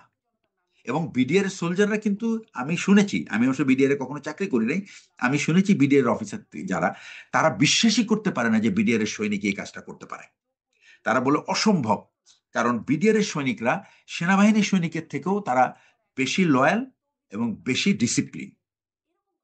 এটা তাদের বক্তব্য, আমার বক্তব্য না। আমি জাস্ট আমার বন্ধু বান্ধব, আমার সহকর্মী যারা বিডিআর এ ছিল, যারা দীর্ঘদিন বিভিন্ন সময় বিডিআর চাকরি করেছে, তারা কোনোভাবেই বিশ্বাস করতে চায় না। এজন্য কি মানে এটারই একটা যুক্তি কি এরকম হতে পারে? এজন্যই তারা বেশি লয়াল, বেশি ডিসিপ্লিন, ফলে তাদের যে অ্যাগ্রেশন, যখন তারা ক্ষুব্ধ হলো বেশি তারা অ্যাগ্রেসিভ হয়ে উঠলো। না, না, না, এটা অ্যাকচুয়ালি ক্ষুব্ধ হওয়ার ব্যাপারটা, প্রথম কথা হলো যারা লয়াল হয়, আমি আপনাকে আমার ব্যক্তিগত অভিজ্ঞতা থেকে বলছি, আমরা কিন্তু আমাদের সৈনিকদেরকে ট্রেনিং দেওয়ার সময় কিন্তু আমরা খুব টাফ ট্রেনিং দিই, নিজেরাও ইনভলভ থাকি, সৈনিকদেরকেও টাফ করি। এবং এই টাফ ট্রেনিং কোনো লোকই কিন্তু পছন্দ করবে না, হুম। সে অফিসার হোক আর সৈনিক হোক, যেই হোক। But at the end of the day, এই ট্রেনিং এর জন্য কিন্তু কোনো সৈনিক, কোনো officer, they don't take revenge on their bosses. It is not in the military culture. কারণ মিলিটারি কালচারের ব্যাপারটা গড়েই ওঠে খুব শুরুর থেকেই এভাবেই, এবং এটা বিডিআরও আছে, আর্মিতেও আছে। বিডিআর এর সোলজার এবং আর্মির সোলজার যে ট্রেনিং, তাহলে কি আপনি যেটা, মনে করেন যে তারা বিডিআর সদস্য ছিলেন না, যারা আসলে হত্যাকাণ্ডে না, ছিলেন? আমি 200% sure that they were not BDR soldiers. এবং বিডিআর সোলজাররা, আমরা তো পরে, আমি কিন্তু আবার এই ঘটনার পরে কিন্তু আমি দীর্ঘদিন বিডিআর সোলজার যারা নাকি অপরাধী হিসেবে যাদেরকে ধরা হয়েছিল, আমি কিন্তু তাদেরকে তাদের গার্ডের দায়িত্ব ছিল আমাদের, কারণ জেলখানায় এদেরকে নেওয়া যাচ্ছিল না। তো আমরা প্রত্যেকটা ইউনিটকেই আমরা একটা জেলখানা বানিয়েছিলাম, বিভিন্ন রকম বারবেড ওয়্যাট ট্যাট দিয়ে, কনসেন্ট্রেশন ক্যাম্পের মতো। মানে বেসিক্যালি প্রোটেকটিভ ক্যাম্প, কনসেন্ট্রেশন বলবো না, প্রোটেকটিভ ক্যাম্প। তারা লাইনেই থাকতো, কিন্তু তারা ওই এরিয়ার বাইরে যেতে পারতো না। এবং আমরা সার্চ লাইট দিয়ে টিয়ে সব সময় তাদেরকে গার্ডে রাখতাম। এটা যদি বিডিআর সোলজাররা যদি সবাই যদি বিদ্রোহের মধ্যে থাকতো, তাহলে এই সমস্ত সোলজারকে এভাবে কন্ট্রোল করা সম্ভব ছিল না। সুতরাং আমি বলবো যে বিডিআর এর, আমি 95% soldier were not involve in anything. যদি থেকে থাকে ওই 5%। এবং আমরা পরে খোঁজ পেয়েছি এই 5%-এর ভিতরে অনেকে যাদেরকে চাকরিচ্যুত করা হয়েছিল, তারা এসে, তারা তাদের পুরনো ইউনিফর্ম পরে এসে এদের সাথে যোগ দিয়েছিল, এবং তারা এই কাজগুলি করেছে। কারণ একটা যদি ডিসস্যাটিসফাইড মাইন্ড যদি বাইরে থাকে, এই এই সমস্ত সুযোগ তারা নেবে এরকম তাদের প্রতিশোধগুলি নেওয়ার জন্য। But serving soldier, it is impossible. তাহলে কারা হত্যাকারী? তাহলে আপনার বিশ্লেষণে কারা ছিল? আমার বিশ্লেষণে ওই যে একটা হলো যে ডিসস্যাটিসফাইড মাইন্ড যারা ছিল ওটা তো সোলজার। 5% বিডিআর আর করে। সেকেন্ড হচ্ছে আপনার তো 57 জন অফিসারকে কিল করার জন্য তো ইউ ডোন্ট নিড মানে 5,000 soldier, hmm, you only need few hundred, or you may be only dozen is good enough. Hmm. কারণ অফিসাররা তো আনআর্মড, তাদেরকে তো হাত টাত বেঁধে তাদেরকে কাস্টডিতে নেওয়া হয়েছে, তাদেরকে পিটানো হয়েছে। এবং এইগুলি কিন্তু অনেক অফিসার আছে যারা আহ, কোনোভাবেই তারা মিসবিহেভ করার কোনো সুযোগ নাই তাদের, এবং দে আর ভেরি ভেরি মানে ওয়েল বিহেভড অফিসার। এবং অফিসার অ্যাকচুয়ালি যখন সে হুম। এই ধরনের দায়িত্বে থাকে, এরা কিন্তু they don't behave like NCOs. It is not, that was not a normal life, is not a training life, it is a easy life. তো এইখানে সে অফিসারদের উপরে এত মানে আমি বলবো ক্ষুব্ধ হয়ে বা তাদের উপরে জি। চড়াও হওয়ার তাহলে কোনো মানে কারণ ওই নেই। প্রশ্নটা তাহলে হচ্ছে, আপনি বলছেন যে তাও 5% থাকতে পারে বিডিআরদের। কিন্তু আপনি বলছেন হ্যাঁ, আর হত্যাকারীরা আর বিডিআর যারা এর নাকি সদস্য। এরকম হ্যাঁ, এরকম হ্যাঁ। আর আর বাকি যে অফিসারগুলিকে কিল করা হয়েছে, এদের এদের তো অনেক অফিসাররা চিনেই না, অনেক সৈনিকরা চিনেই না যে এনারা বিভিন্ন সেক্টর থেকে আসছে। যেহেতু ওটা কনফারেন্স ছিল, প্রত্যেকটা সেক্টর কমান্ডার আসছে এই কনফারেন্সে। হুম, প্রত্যেকটা সেক্টর কমান্ডার, প্রত্যেকটা ফুল কর্নেল হইতে সেনাবাহিনী আহ, তারা অ্যাটলিস্ট 18 থেকে 20 বছর তাদের পিছনে সরকারের ইনভেস্টমেন্ট আছে, তাকে ট্রেনিং করানো, তাকে তৈরি করা, এই ধরনের দায়িত্ব পালন করার জন্য প্রত্যেকটা অফিসার বিদেশে প্রশিক্ষিত, প্রত্যেকটা। হুম, এবং তারা সবাই বিডিআর কিন্তু আমি বলি আপনাকে 2006 সালে বেগম খালেদা জিয়া আসার পরে, ক্ষমতায় আসার পরে একটা পলিসি চেঞ্জ হয়েছিল বিডিআর এ। তখন বিডিআর তারা ভালো অফিসার চাচ্ছিল, যে তারা ক্যারিয়ার, যারা নাকি খুব চৌকুশ অফিসার তাদেরকে প্রয়োজন, কারণ বর্ডারে যে আমাদের যে স্মাগলিংটা হয়, এই স্মাগলিংটা প্রতিরোধ করার জন্য খুব পেশাগতভাবে দক্ষ এবং উৎকর্ষ যাদের আছে সেই সমস্ত অফিসার প্রয়োজন তারা চাচ্ছিল। এবং বর্তমান যে স্বরাষ্ট্র উপদেষ্টা উনি ছিলেন তখন এমএস ব্রাঞ্চ মানে আমাদের যে ব্রাঞ্চটা, সেনা সদরের যে ব্রাঞ্চ থেকে অফিসার পোস্টিং করা হয়। তো হুম, এই যখন এটা নীতিমালা হলো যে আমরা ভালো অফিসার নেব, তখন এবং উনি যখন প্রমোশন পেয়ে যখন বিডিআর এর যখন ডিজি হলেন, তখন কিন্তু উনি অ্যাকচুয়ালি প্রথম মানুষ যিনি এই বিডিআর এ যে ভালো ভালো অফিসার পোস্টিং করার যে নীতিমালাটা, এই নীতিমালাটা কিন্তু ওনার সময় এসছে, যার ফলে সেনাবাহিনীতে বিডিআর এ যাও দু এক জায়গায় বিভিন্ন রকম অভিযোগ ছিল অনেকের বিরুদ্ধে, এই সমস্ত চোরাচালানে সহযোগিতা করা বা সেখান থেকে কিছু ফায়দা নেওয়া, হুম। এই বিষয়গুলি কিন্তু একেবারে নীল। অফিসারদের involvement, corruption by officers came down to nil almost এই জেনারেল জাহাঙ্গীরের সময়। এবং এই ধারাটা কিন্তু জেনারেল শাকিল মেনটেন করেছেন। সুতরাং যদি বলা হয় যে বিডিআর এর ডাল ভাত কার্যক্রমের কারণে অফিসাররা দুর্নীতি করেছে এবং এর দিয়ে সৈনিকদেরকে বঞ্চিত করেছে, এটা কমপ্লিটলি একটা মিথ্যা, এবং এটার মধ্যে কোনো রকম সত্যতা নাই, তাহলে ওই নট প্রশ্নটা ইভেন রয়ে গেল, ওয়ান কিন্তু ওই পার্সেন্ট প্রশ্নটা রয়ে গেল, হত্যাকারী তাহলে কারা? বিডিআর এর ওই 5% আরো কেউ, আচ্ছা, নাকি এখানে শুধু আমি বলি 5% ই? আপনাকে, খুব সংক্ষেপে, না কারণ আরো ফাইভ অনেকগুলো পার্সেন্ট না, প্রশ্ন আমি আপনার কাছে আপনাকে করতে বলি চাই। হ্যাঁ। ব্যাপারটা। এই হত্যাকারী কারা আমি আপনাকে বলি, সেটা হচ্ছে যে আমাদের সাথে আমাদের এর আগে 2001 সাল থেকে এই 2006 সালের মধ্যে দুইবার বর্ডারে আমাদের একটা ভারতের সাথে একটা যুদ্ধ পরিস্থিতি সৃষ্টি হয়েছিল দুই বর্ডার ফোর্সের মধ্যে। এবং এটা মেইনলি সাধারণত এই ধরনের ছোটখাটো ঝামেলা প্রায়ই হয়ে থাকে। এই ধরেন কাঁটাতারের বেড়ার পাশে এসে তারা নতুন বেড়া তৈরি করছে, হুম, অথবা এর মধ্যে একটা ছিল আপনার সিলেটে আর একটা ছিল রৌমারীতে। তো এই দুইটা জায়গায় আহ, স্বাধীনতা যুদ্ধে 71-এ একটা আহ, নদীর ভিতরে একটা ক্যাম্প করা হয়েছিল। সেই নদী ভেঙে ওই ক্যাম্পটা আপনার ভারতের অংশে চলে যায়। তো অ্যাকচুয়ালি কিন্তু এটা বাংলাদেশের অংশ, কিন্তু ভারত ওইটা দখল করেছিল বহুদিন। পরে যখন এই যে জেনারেল জাহাঙ্গীর সাহেব যখন স্বরাষ্ট্র উপদেষ্টা যখন ডিজি ছিলেন, তখন উনি এটার আহ, যখন সার্ভে করে দেখে যে যে জায়গাটা ভারতীয়রা দখল করে আছে ওইটা কিন্তু আসলে বাংলাদেশের অংশ। তো যেহেতু ওটা ওদের ওরা বাউন্ডারি দিয়ে রাখছিল শুধু, কিন্তু ফিজিক্যালি দখল করে নাই। হুম, তো একদিন বাংলাদেশের মানে বিডিআর গিয়ে ওই তাদের যে জায়গাটা, সেই জায়গাটায় তারা একটা ক্যাম্প করেছে। করার পরে এই যে তো তারা খুব ক্ষুব্ধ যে তাদের জায়গাটা নিয়েছে। তো এই এটার একটা প্রতিশোধ নেওয়ার জন্য ওইখানে আহ, কিছু তারা সোলজার, ব্রাহ্মণবাড়ি এলাকায় তারা সোলজার বাংলাদেশের ভিতর ঢুকে যায়। ঢুকে যাওয়ার পরে ওখানে বোধহয় গোলাগুলি হয়েছে, হওয়ার পরে কিছু অফিসার বা তাদের সৈনিক মারা গেছে। এটা হলো একটা। এবং যেটা হয়তো নিউজ মিডিয়াতে কোথাও আসে নাই, কিন্তু পরে এটা প্যাচ আপ হয়েছে, এবং এ ভুলটা করেছিল ভারতীয় বাহিনী। তারা মানে বাংলাদেশের সীমানার ভিতরে ঢুকে গিয়েছিল। এবং বাংলাদেশের ভিতরে সীমানার ভিতরে যদি ঢুকে যে কেউ জায়গা দখল করার চেষ্টা করে, এটা তো বিডিআর এর দায়িত্ব তাকে প্রতিহত করা। সো তারা প্রতিহত করেছে, এবং এই রাত্রেবেলা অন্ধকারের মধ্যে কিছু সৈনিক ক্যাজুয়ালিটি হয়েছে, বা দুই একজন অফিসারও মারা যেতে পারে। এটা হলো একটা। এবং পরে যখন এটা ফ্ল্যাগ মিটিং হয়ে যখন এটা সেটেল হয়েছে, তখন দেখা যায় একটু ভুলটা ছিল তাদের। ঠিক একইভাবে রৌমারিতেও কিন্তু এই কাজটা করেছিল। হুম, এবং ওইখানে রৌমারিতে 2001 সালে যখন হয়েছে, তখন এটা বাংলাদেশের যে বিডিআর এর মানে বিএসএফ এর আহ, যারা আছে তারা প্রায়ই ওই ইন্টারন্যাশনাল বাউন্ডারি ক্রস করে ভিতরে আসে, এসে ওই বাংলাদেশের মানুষের ধান টান কেটে নিয়ে চলে যায়। তো এটা একটা খুব নর্মাল সিনারিও।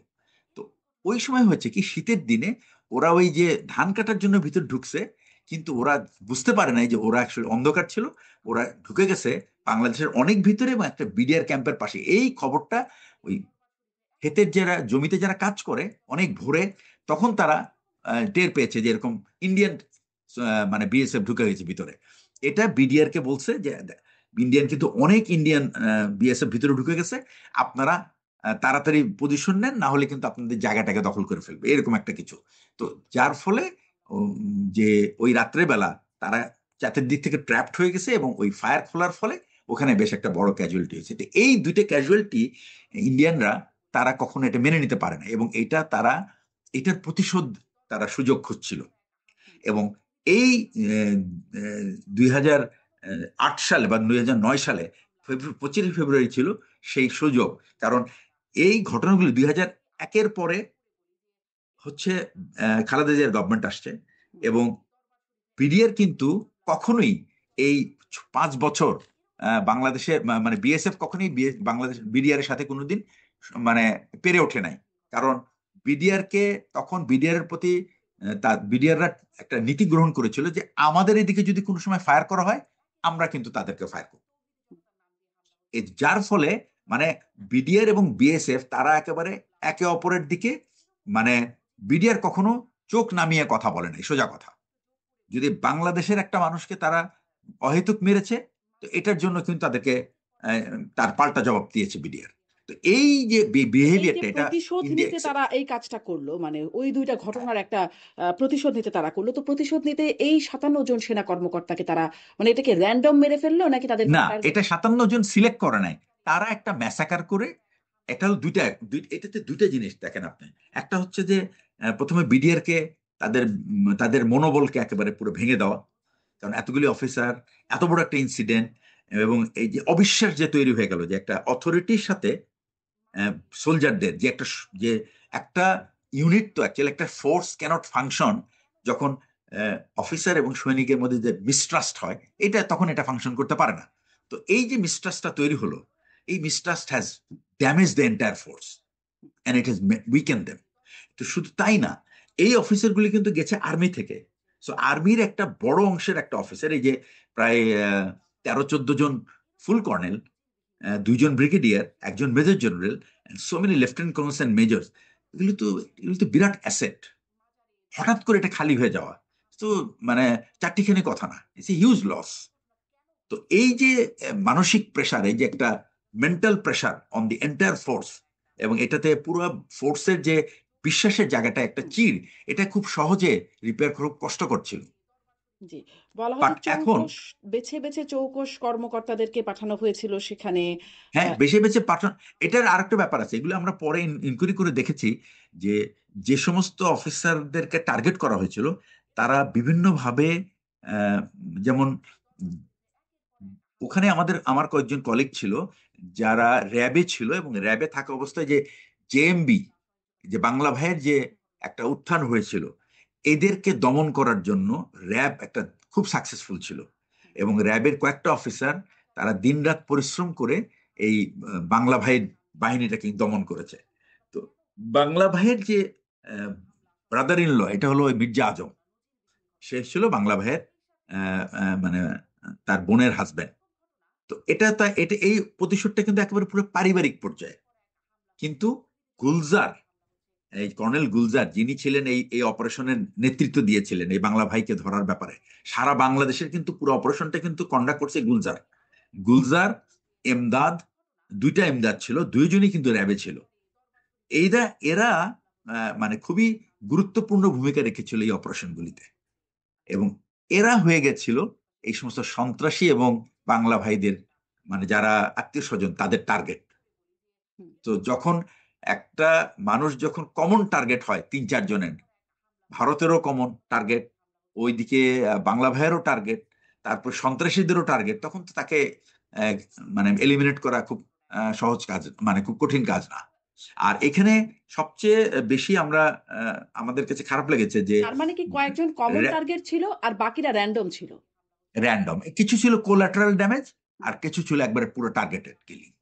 আচ্ছা, তো সেই টার্গেটের মধ্যে এরাই মানে আপনি বলছিলেন বর্তমান স্বরাষ্ট্র উপদেষ্টা যিনি তিনি আসলে সেই সময় গুরুত্বপূর্ণ ভূমিকা তার আগে পালন করেছিলেন, মানে আরো কর্মকর্তারা ছিলেন।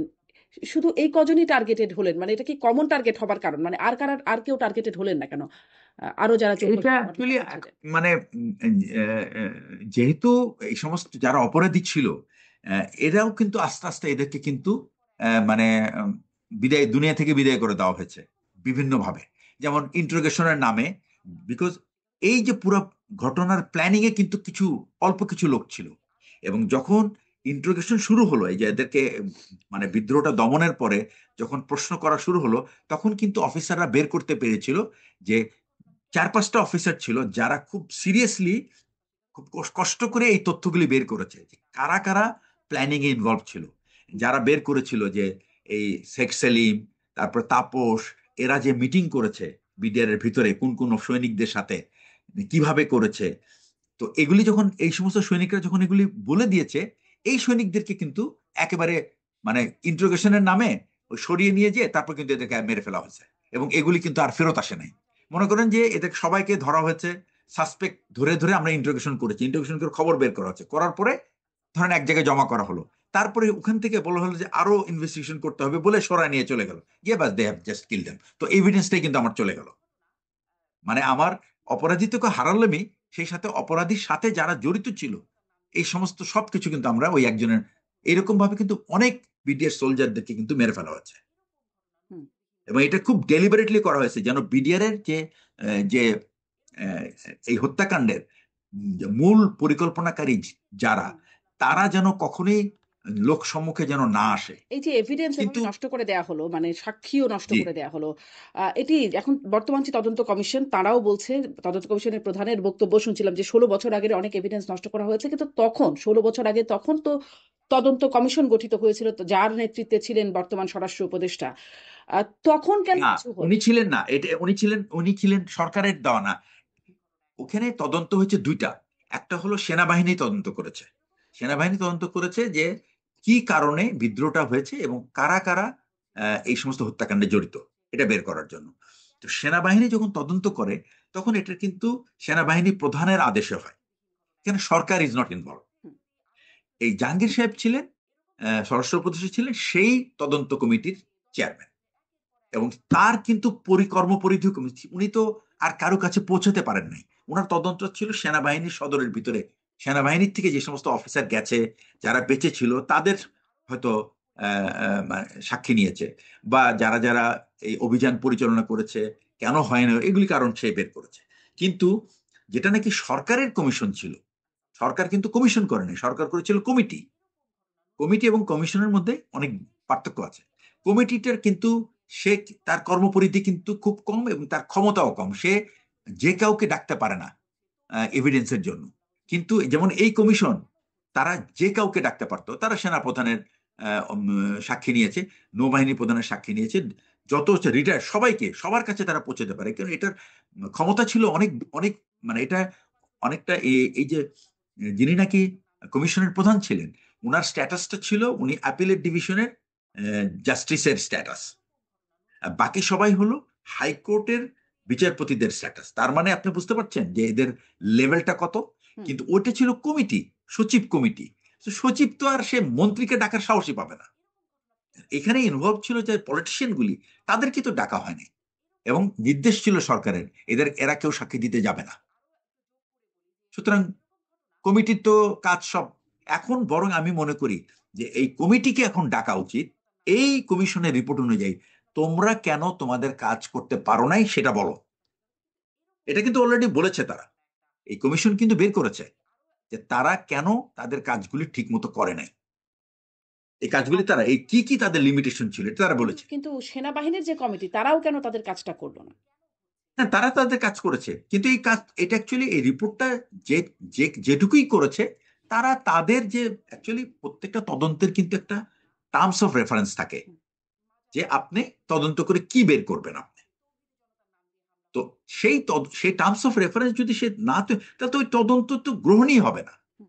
ওই তদন্ত রিপোর্ট জমা দেওয়ার পরে ওই তদন্ত প্রেসিডেন্টকে আবার ডাকবে, ডেকে বলবে তুমি তো কাজ করো নাই, আবার করো। সুতরাং আমার কাছে যেটা মনে হয়, তদন্ত কমিটিতে যারা ছিল তারা তাদের কাজ করেছে। আমি যেহেতু তদন্ত করে দেখি না এই আসলে কি রিপোর্টটা। বের আর হলো? মানে তো করে সেখান থেকে কি হলো? সে করে ওই টার্মস অফ রেফারেন্সে যা আছে, টার্মস অফ রেফারেন্সে যদি থেকে থাকে যে এই বিদ্রোহের কারণ, হত্যাকাণ্ডের কারণ এবং এরকম কারা কারা জড়িত, কেন তাদেরকে আমরা জীবিত উদ্ধার করতে পারলাম না, এবং এই ব্যর্থতার কারণ কাকে কাকে কাকে কাকে দায়ী করা যাবে, তাদের বিরুদ্ধে কি ব্যবস্থা নেওয়া সেগুলো যায়, কি বের হয়েছিল? এই সেগুলো এই- কি বের হয়েছিল? সেই এটা বের হয়েছিল কিনা এটা তো অ্যাকচুয়ালি আমি ছিলাম তখন একজন সাক্ষী। হ্যাঁ, কিন্তু আমরাও তো দেখিনি। মানে এই যে এই না, এটা অ্যাকচুয়ালি কেউ দেখ, এটা অ্যাকচুয়ালি আপনাদের দেখারও কথা না। এটা এটা একটা এটা আভ্যন্তরীণ তদন্ত। এই আভ্যন্তরীণ তদন্ত is not for public, it is only for people যাদেরকে আপনি অ্যাকিউজ করবেন তাদের বিরুদ্ধে যেরকম ব্যবস্থা নেওয়ার জন্য। তবে আমি বলবো সেনাবাহিনী সবচেয়ে বড় ভুলটা যে করেছে তখন ওই সময়, সেটা হচ্ছে যে কোনো রকম অভিযানের সফলতা বা ব্যর্থতা, সফলতা হইলেও কিন্তু আমাদের সেনাবাহিনীতে একটা সিস্টেম আছে, সেটার নাম হলো আমরা ডিব্রিফিং করি, আফটার অ্যাকশন রিভিউ। হুম, এই আফটার অ্যাকশন রিভিউ কিন্তু আমাদের হয় নাই।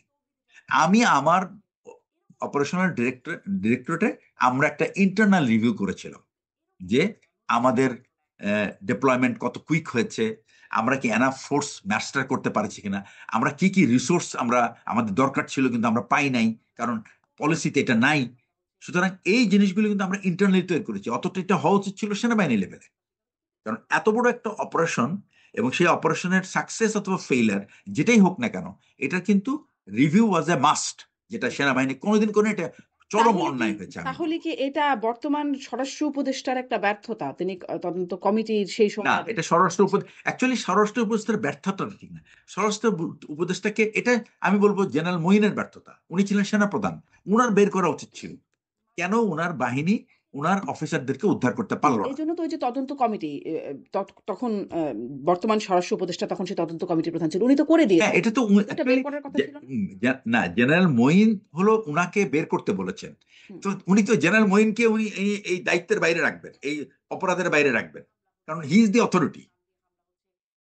আপনি যদি একটা বাহিনীর প্রধান হন এবং আপনি যদি বলেন এক্স ওয়াই জেড কে, হ্যাঁ তুমি তদন্তকে বের করো তো কে কি জন্য এরকম হলো, তো সে তো সেনাবাহিনী প্রধানকে তো আগেই তো, সে তো অ্যাকচুয়ালি দায়িত্বের বাইরে, মানে তাকে আর আপনাকে তাকে দায়ী করতে পারবেন না। কেন পারবেন বাট না? এই কেন ঘটনার, পারবেন না? না তদন্তে ওই যদি বেরিয়ে আসে পারবে তিনি না দায়ী, বিকজ, সংশ্লিষ্টতা আছে, তাহলে কেন পারবেন না?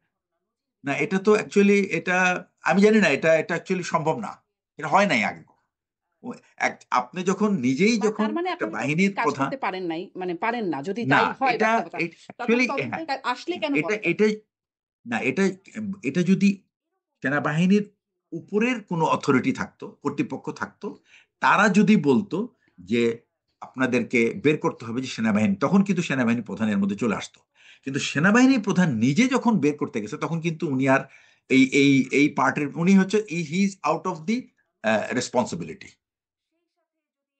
বাট আমি ফিল করি, আমি অ্যাজ অ্যান ইন্ডিভিজুয়াল, আমি তো তখন সেনাবাহিনীর ভিতরে, আমি ফিল করি এই ঘটনার জন্য যে আমাদের ইন্টারনাল রিভিউতেই কিন্তু আমরা বের করতে পারতাম যে অ্যাকচুয়ালি কেন, কিন্তু সেই রিভিউটা হয় নাই। জি। তাহলে আপনার এটাকে কাছে তদন্ত একদম বলবো না। সংক্ষেপে এবারে সামারি করে একটু জানতে চাই। আপনি তৎকালীন সেনাপ্রধানের বিষয়ে বলছিলেন, একদম সংক্ষেপে যদি বলেন তার ভূমিকা আপনি কেমন দেখেছেন? আবারও জিজ্ঞাসা করি, তদন্ত কমিটির প্রধান, সেনাবাহিনীর অভ্যন্তরীণ তদন্ত কমিটির প্রধান ছিলেন বর্তমান স্বরাষ্ট্র উপদেষ্টা। তার মানে আমি বলছিলাম তিনি ব্যর্থ ছিলেন কিনা, আপনি সেটা বলছিলেন না। তাহলে তার ভূমিকা আপনি কেমন দেখেছেন? এবং একটু এটাও প্রশ্ন করতে চাই, বর্তমান যিনি সেনাপ্রধান আছেন তিনিও সেই সময় উদ্ধার অভিযানে ছিলেন। সেই জি, উদ্ধার অভিযানে তার ভূমিকা কেমন ছিল? অ্যাকচুয়ালি প্রথমে আগে আমি লাস্ট প্রশ্নটা দিয়ে শুরু আচ্ছা, করি। ৩ জনের বর্তমান ভূমিকা। যে সেনাপ্রধান হ্যাঁ। হ্যাঁ, বর্তমান যে সেনাপ্রধান ছিলেন, উনি উনি একটা এমন র্যাঙ্কে ছিলেন যে অ্যাকচুয়ালি উনার ভূমিকা অ্যানালাইসিস করার মতো কোনো বিষয় আমাদের মধ্যেই পড়ে না, এই পুরো তদন্ত প্রক্রিয়ার মধ্যেই পড়ে না, because he was a major at that time. এই সেনাপ্রধান ছিলেন মেজর, বাট উনি একটা ইউনিটের প্রধান ছিলেন। তো উনার উপরে তো বস ছিল যাকে দায়িত্ব দেওয়া হয়েছিল যে উদ্ধার করার জন্য। যদি ভূমিকা ঠিক করতে হয় তাহলে উনার বসকে, বসের ভূমিকাটা বের করা উচিত ছিল, যেটা বের করেছে, যেটা তদন্ত কমিশন করেছে। এবং এই যে স্বরাষ্ট্র উপদেষ্টা যখন তদন্ত কমিটির চেয়ারম্যান হয়েছে, উনার একটা অসুবিধা ছিল কি, যে উনাকে ঠিক মতো কোঅপারেট করে নাই কেউ, এটা আমার ভিউ। তো তিনি ওনাকে তো কিন্তু সেটাও কোঅপারেট বলেন না করে যে নাই। তাকে কোঅপারেট করে না। তাকে জিজ্ঞাসা করলে তিনি এ বিষয়ে কিছুই বলেন না। বা রেসপন্সই করেন না। এটা এটা তার ব্যাপার, এটা because it is up to him, because আমি as a outsider I would see that ওনাকে কোঅপারেট করা হয় নাই, যার কারণে। সেটাও তো বলতে এবং হবে, তাই না, ওনারা যে যা আপনাকে বের কোঅপারেট করেছে করা হচ্ছে এটা না। না, একটা হলো যে আরেকটা হলো যে উনি যা বের করেছে সেটা গভর্নমেন্টের পছন্দ ছিল না, হুম। সুতরাং এটা উনি লিখতেও পারে নাই। ওইটা ছিল হাসিনার শাসন। তো দ্যাট তাকে ওয়াজ দ্য কেন তাহলে বিগিনিং নিয়োগ অফ। করা হলো? তাকেই কেন তাহলে নিয়োগ করা, মানে তাহলে তো তারও মানে নিয়োগ করা হলো এই কারণ ব্যক্তিকেও তো তাকে এই নিয়োগ ব্যক্তিকেও তো আস্থাভাজন হিসেবে করা হবে, তাই না? কারণ এত অপকর্ম না, করেছে। তাকে নিয়োগ করা হয়েছিল কারণ তার ওই ওই ফোর্সটার সম্বন্ধে তার একটা ডিটেইল নলেজ ছিল। এজন্য সে তো তাকে নিয়োগ ডিজি। করা হবে না, তাই না? মানে যেহেতু ডিটেইলস না নলেজ না ছিল যে, না না না তাহলে কিন্তু তো ও, সত্যটা সে বেরিয়ে যদি আসবে। হ্যাঁ। না, সত্য উনি উনি অ্যাপ্রোপ্রিয়েট লোক ছিল এটা বের করার জন্য। হুম, কিন্তু কিন্তু উনি অ্যাপ্রোপ্রিয়েট লোক ছিল কেন? উনি ওই বাহিনীটাকে খুব ভালো করে চেনেন, হুম, হুম। সুতরাং ওইটার যে দুর্বলতা বা ওইটার যে অসুবিধাগুলি সেটা কিন্তু উনি উল্লেখ করতে পারতো। কিন্তু উনাকে ওই ওই ইনফরমেশনটা উনি পায় নাই, কারণ উনি কোনো বিডিআর এর সৈনিকদেরকে উনাকে ইন্টারভিউ করতে দেওয়া হয় নাই। সো এই উনার উনার কাজের পরিধিটাই ছিল শুধু সেনাবাহিনীর ভিতরে। সুতরাং আমি মনে করি যে এই জন্য উনি উনার দায়িত্বটা উনি সফলভাবে পালন করতে পারে নাই। এটা উনার ব্যর্থতা বলবো না, বাট কিন্তু তিনি উনাকে কি আস্থাভাজন অসহযোগিতার ছিলেন? কারণে। তিনি কি তখন তাহলে যারা সম্পৃক্ত তাদের আস্থাভাজন ছিলেন? কারণ তাকে তাহলে মানে আস্থাভাজন না হলে এরকম একটা জায়গায় কেন নিয়োগ করা হবে? আস্থাভাজন বলতে সেনাবাহিনী প্রধানের আস্থাভাজন ছিলেন, কারণ এই তদন্তটা করা হয়েছে সেনাবাহিনীর দ্বারা। আচ্ছা, তো সেনাবাহিনীর প্রধানের আস্থাভাজন ছিলেন, আচ্ছা, এবারে কিন্তু সেনাবাহিনীর সরকারের প্রধানের আস্থাভাজন ভূমিকা নাও কেমন? হতে পারে। সেনাবাহিনীর প্রধানের ভূমিকা কেমন ছিল? সেনাবাহিনীর প্রধানের সবচেয়ে বড় ভুল হয়েছে, আমি বলবো যে সেনাবাহিনী প্রধান বুঝতেই পারেন নাই যে উনার দায়িত্বটা কি। This is the first thing. সেনাবাহিনী প্রধানের দায়িত্ব ভেরি ক্লিয়ার।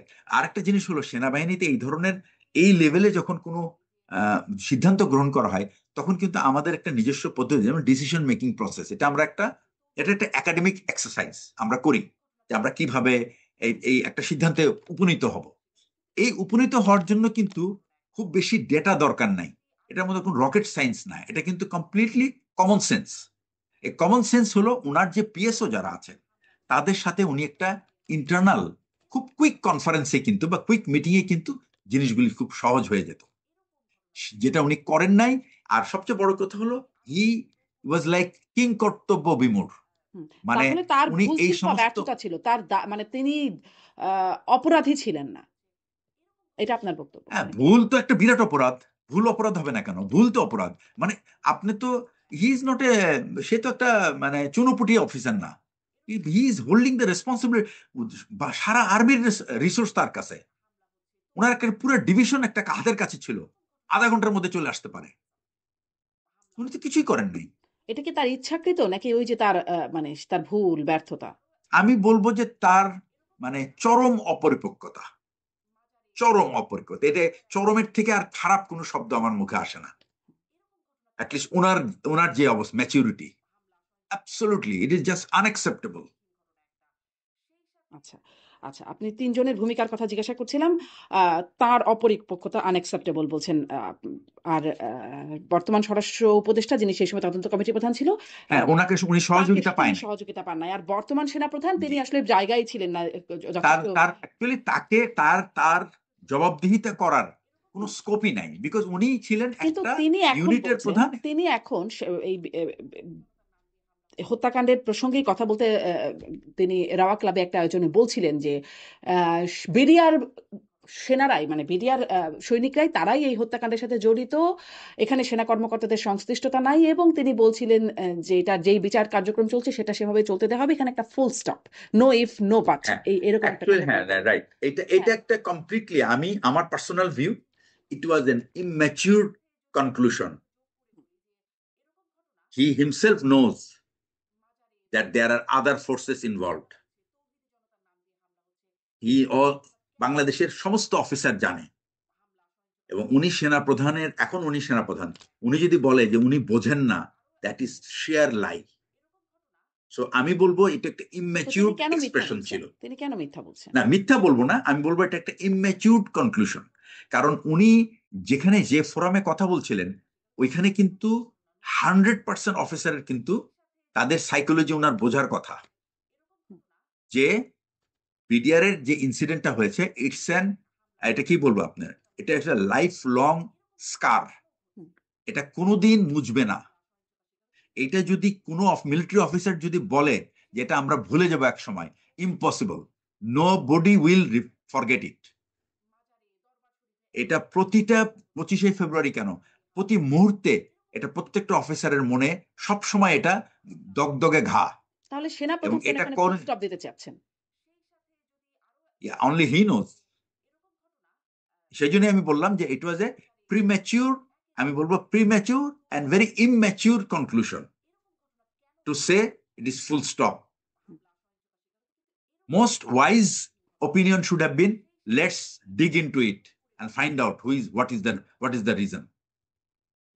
Because আপনাকে কিন্তু বুঝতে হবে, when you are a head of a, you are a service chief, you need to understand the sentiment of the officers also. জি। কিন্তু ডিগ করে তো আসলে অনেক কিছুই অনেক সময় বের হয়। পরে আবার দেখা যায় সেই ডিগিংটা ভুল ছিল। নতুন করে ডিগিং হয়, সেই ডিগিংও ভুল হয়। না, মানে এটা অ্যাকচুয়ালি শোনেন, এখন আমি আপনার যদি যদি জিজ্ঞাসা করি যে প্রসিডিউর, এই ডিগিং এর পরবর্তী আসলে কনসিকুয়েন্স বা এই ডিগ এর পর কি? হ্যাঁ এই প্রতিবেদনের পর। এটা আছে, কনসিকুয়েন্স আছে। কনসিকুয়েন্স আছে মানে কি, যেমন বিডিআর হত্যাকাণ্ডের জন্য প্রচুর লোক জেলে আটকা আছে, তারা বিচারাধীন। কমিশন কিন্তু বের করেছে যে কারা এই বিডিআর হত্যাকাণ্ডের মাস্টারমাইন্ড। হুম, তারা কিন্তু বিডিআর হত্যাকাণ্ডের, তাদের বিরুদ্ধে কোনো বিচারিক প্রক্রিয়া শুরু হয় নাই। এই যে লোকগুলি যারা যারা নাকি নির্দোষ ছিল, হুম। তারা যে এই যে বছরের পর বছর তাদের জীবন ধ্বংস হয়ে গেছে, এবং এটা কিন্তু কি কেন হয়েছে, ওই যে সরকারের নির্দেশ যে রাজনৈতিক কোনো ব্যক্তিবর্গকে প্রশ্নের সম্মুখীন করা যাবে না, whereas they are the mastermind। এটা তো বের করেছে তারা। কেন বের করেছে? তারা তো মানে কয়েকশো মানুষের ইয়ে নিয়েছে, আপনার হচ্ছে যে ইন্টারভিউ করেছে, এবং তারা কোনো বাধা দেয় নাই। তারা বলেছে আপনার যা খুশি আপনি বলেন, বিকজ তাদের হাত পা বাঁধা ছিল না।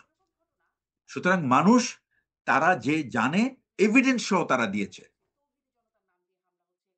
এই যে মামলার যে তো কার্যক্রম, এই যে মামলার যে কার্যক্রম চলল সেখানেও এখন অনেক যেটা এভিডেন্স আমি যেটা সহকারে বলি আপনাকে, অনেক সেখানে মনে হয় হ্যাঁ, সম্ভবত ৯২,০০০ পাতার মানে প্রতিবেদন সম্ভবত সেখানে কি যেন একটা পড়েছে। বেশিরভাগ ছিল সাজানো।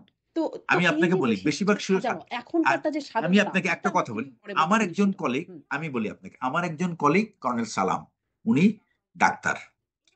উনাকে মানে অমানসিক নির্যাতন করেছে, সৈনিকরা মারপিট করেছে, কিন্তু উনাকে একটা ফ্যামিলি, বিডিআর একটা সোলজারের ফ্যামিলি হঠাৎ চিনতে পেরেছে যে উনি হলেন হাসপাতালের প্রধান ছিলেন, উনি হাসপাতালের সিও ছিলেন। দেখার পরপরই ওরা বলছে, আরে এটা তো ডাক্তার স্যার, আমাদের তো হাসপাতালের প্রধান। স্যারকে, স্যার আপনি উঠাই নিয়ে সিঁড়ি দিয়ে টেনে উঠে নিয়ে বাড়ির ভিতরে লুকায় রাখছে তাকে। লুকায় রাখার পরে তারপরে উনি যখন বেঁচে আসছে, এই লোক যখন কোর্টে গেছে সাক্ষী দিতে, এই যে কাজল, ওনার নাম হলো কি, ওই যে আহ, একজন প্রসিকিউটর ছিল, কাজল অ্যাডভোকেট, নাম হ্যাঁ, আর কি, কাজল, হ্যাঁ। অ্যাডভোকেট কাজল, তাকে বলছে যে আপনি এই সাক্ষী দিবেন, এর বাইরে যাবেন না। তো উনি বলছে যে সাক্ষীকে আমি না আপনি, আমি কি সাক্ষী দিব এটা আমার ব্যাপার। হুম। উনি, উনাকে আমি শুনেছি, উনাকে বলেছে যে আপনি এই সাক্ষী দিবেন।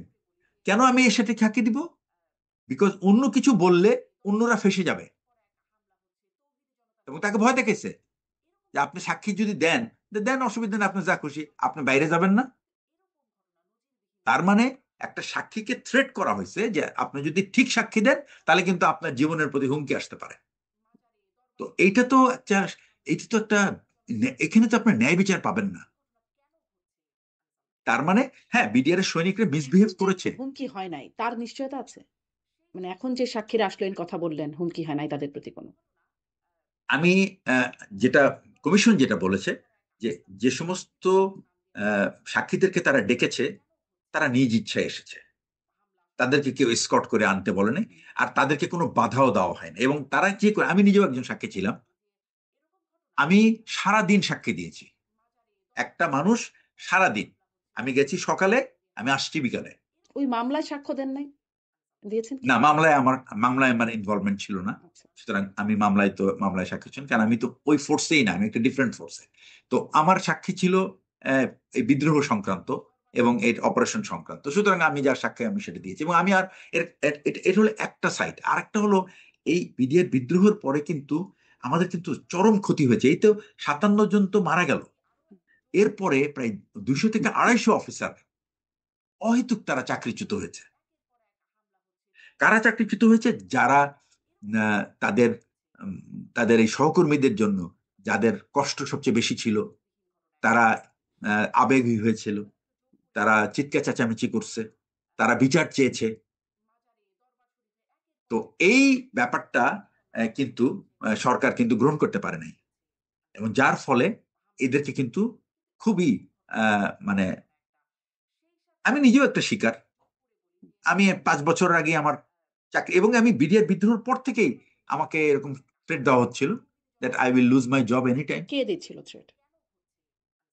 এটা বিভিন্নভাবে আমার কাছে খবর এসেছে যে আর সরকার তোমাকে চাকরিচ্যুত করার সুযোগ খুঁজছে। সো কোনো আর কোনো কারণ নাই না। আমার বন্ধু যে নাকি আর্টিলারি ব্রিগেড কমান্ডার ছিল, তাকে আপনার 5 মাস পরে চাকরি থেকে বের করে দিছে। তার চাকরি ছিল আরো 4.5 বছর। এরকম অনেক। আমরা ফোর্থ লং কোর্সের সোর্ড অফ অনার, আমাদের সোর্ড অফ অনার বলা হয় যে ক্যাডেট, সবচেয়ে বেস্ট ক্যাডেট আর কি একটা অফ কোর্সের, উনাকে আর আমি একই দিনে আমরা চাকরিচ্যুত, একই অর্ডারে। 16 লং কোর্সের সোর্ড অফ অনার, উনি ওই দিনই চাকরিচ্যুত। বাংলাদেশ আর্মি থেকে ব্রাইটেস্ট ব্রাইটেস্ট অফিসারকে জাস্ট মানে বিদায় বিদায় করে দেওয়া হচ্ছে সেনাবাহিনী থেকে। কারণ এই অফিসারগুলি যারা, আমি আমি সবসময় এই কথাটা বলি যে যে অফিসার মেধাবী তার একটা স্বকীয়তা আছে, সে কখনো তার স্বকীয়তা সে বিসর্জন দেবে না। সে কখনো কারো, সে সবসময় যদি একটা ভুল কাজ দেখে এটার জন্য কিন্তু সে মাথা জি উঁচু করে দাঁড়াবে। জি, কিন্তু ধরেন বর্তমান সেনাপ্রধান যে ফুল স্টপ দেবার কথা বললেন, no if no but, full stop, এবং আপনি যেটাকে বলছেন যে এটি খুব মানে আপনার পছন্দনীয় কোনো বক্তব্য হচ্ছে না, শিয়ার লাই। এটা আমার না, শুধু ওখানে যারা ছিলেন হ্যাঁ, কেউই কিন্তু পছন্দ করেন না কিন্তু এই ব্যাপারটা। সেনাবাহিনীর বা সেনা সদস্যদের এখন বর্তমানে যারা চাকুরিরত, তাদের মানে তাদের এত আস্থাভাজন কেন সেনাপ্রধান? নাকি আসলে আস্থাভাজন না, যেটা আসলে বাইরে থেকে শোনা যায়? অ্যাকচুয়ালি সেনাপ্রধান ব্যক্তিগতভাবে তো উনি ভদ্র মানুষ, উনি ভদ্র, এবং উনি খুবই উনি পূর্ববর্তী সেনাপ্রধানদের তুলনায়, আমি বলবো এর আগে ছিলেন শফিউদ্দিন সাহেব, তার আগে ছিলেন আজিজ সাহেব, সেনাপ্রধান আমাদের জানা মতো অত্যন্ত সৎ। তার ব্যক্তিগত সততা আছে, চারিত্রিক সততা আছে, এবং সে ব্যক্তিগতভাবে খুব ভদ্র। সুতরাং এটা, এই সমস্ত গুণাবলী যে কোনো মানুষকে কিন্তু মানে আপনার আকর্ষণ করবে। কিন্তু এবং আপনি বলতেছিলেন আমাদেরও যে ব্যক্তিগত বিদ্রোহের পছন্দ। কথাটা একটা বড় স্কার, যেটা কখনো কেউ ভুলবে না। হ্যাঁ, তো ভুলবে এত না, বড় একটা এটা ঠিক। স্কার, তার ব্যক্তিগত চরিত্র ভালো, মানে সৎ, এজন্য ভুলে যাচ্ছে, তার বক্তব্য মেনে নিচ্ছে না, বা তার অ্যাকচুয়ালি তো গ্রহণ সে করে তো নিচ্ছে। অ্যাকচুয়ালি না, সে কিন্তু আহ, এটা হয়তো বা তার ব্যক্তিগত মতামত থাকতে পারে যে সেনা এটার তদন্ত হয়েছে এবং BDR involve, nobody else. Actually সেনাবাহিনীর তো কোনো সদস্য ইনভলভ ছিল না, মানে সেনাবাহিনীর সদস্য তো ইনভলভ ছিল না, সেনাবাহিনীর সদস্য বলতে সোলজাররা ইনভলভ ছিল না, উনি এটাই মিন করেছেন। আর একটা হচ্ছে যে যদি কোনো বাইরের শক্তি, যেটা আগে বের করা হয়নি, অ্যাকচুয়ালি এই ইনকোয়ারিটা আমাদেরকে অনেকগুলি হুম, আহ, দিক তুলে ধরেছে। তারা কিন্তু তুলে ধরেছেন যে সরকারকে এই সময় ধামাচাপা দেওয়াতে কারা কারা সহযোগিতা করেছে, এটা একটা খুব ইম্পর্টেন্ট একটা ব্যাপার। এবং এই ধামাচাপা দেওয়াতে সেনাবাহিনী এবং এই যে বর্তমান বিজিবি বিডিআর এর যে সাংগঠনিক ক্ষতি কতটা গভীরে গেছে, এবং এটা এটা কিভাবে একটা বাহিনীকে এফেক্ট করেছে। আমি বলবো এটা একটা ফ্যাব্রিক্স, এটা যেমন কাপড়ের যেরকম আপনার যখন জমিন যখন ছিঁড়ে যায় তখন কিন্তু ওই কাপড় কিন্তু আর টেকে না, যত শক্তি হোক না কেন। তো আমাদের যে জমিন, the fabrics of the hmm, organization, hmm, this has been destroyed, it's been damaged. It will take a long time to repair it. G.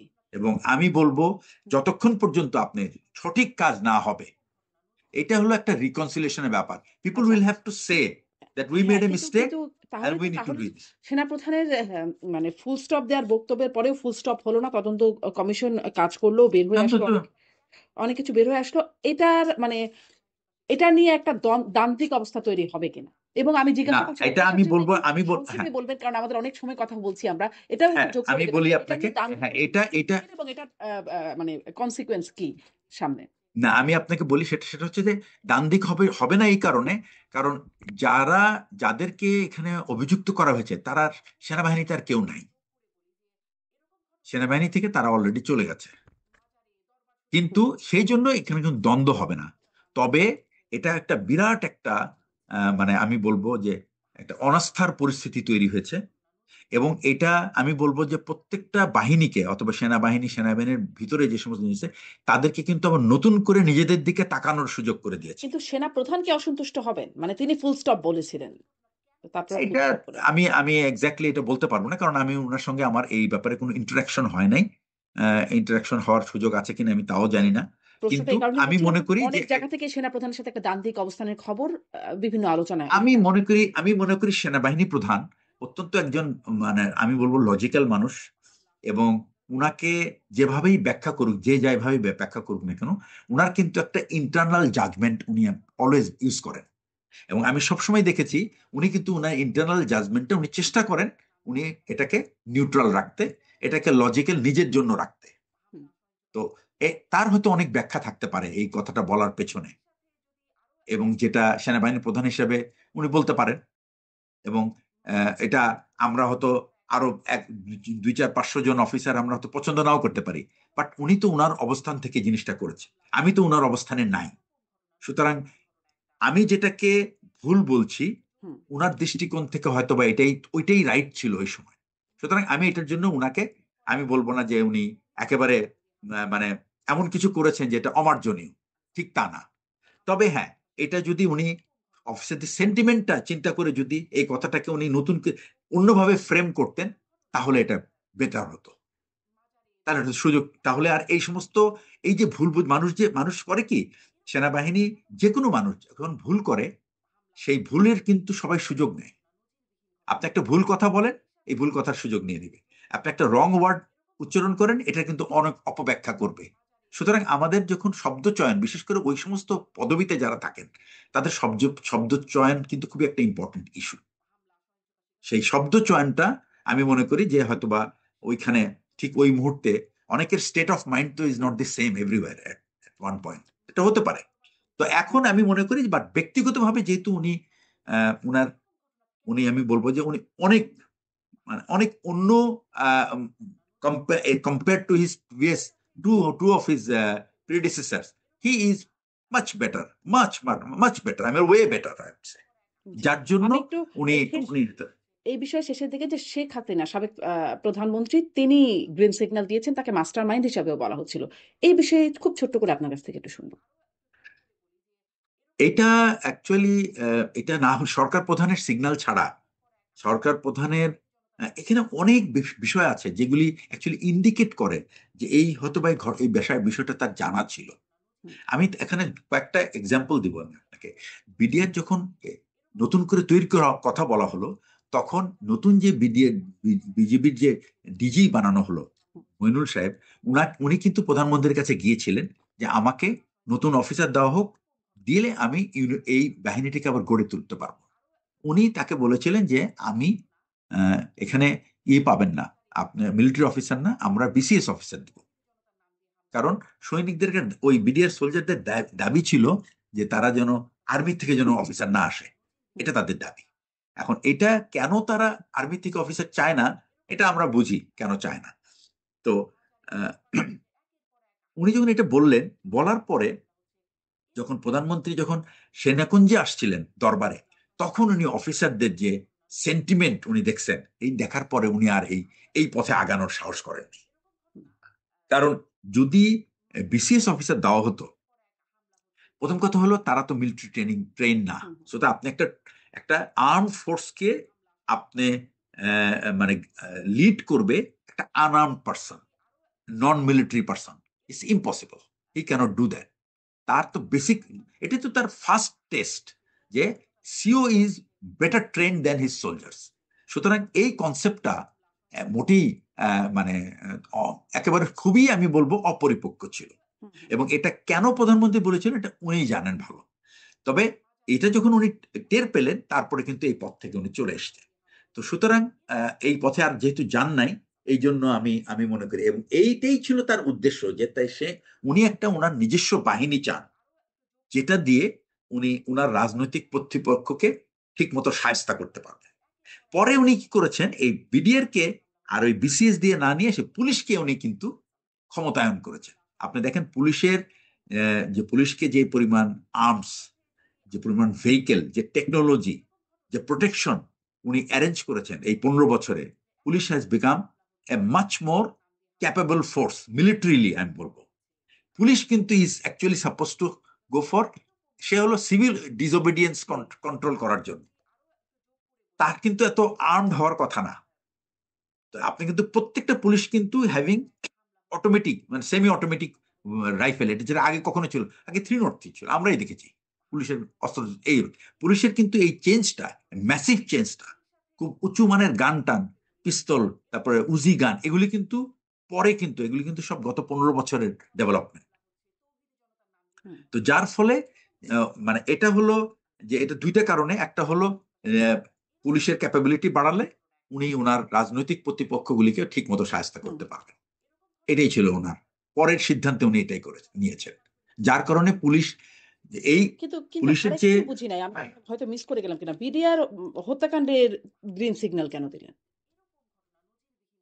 Green signal দিয়ে ওই যে বিডিআর কে উনি কনভার্ট করতে চাইছিলেন একটা নতুন বাহিনী হিসাবে।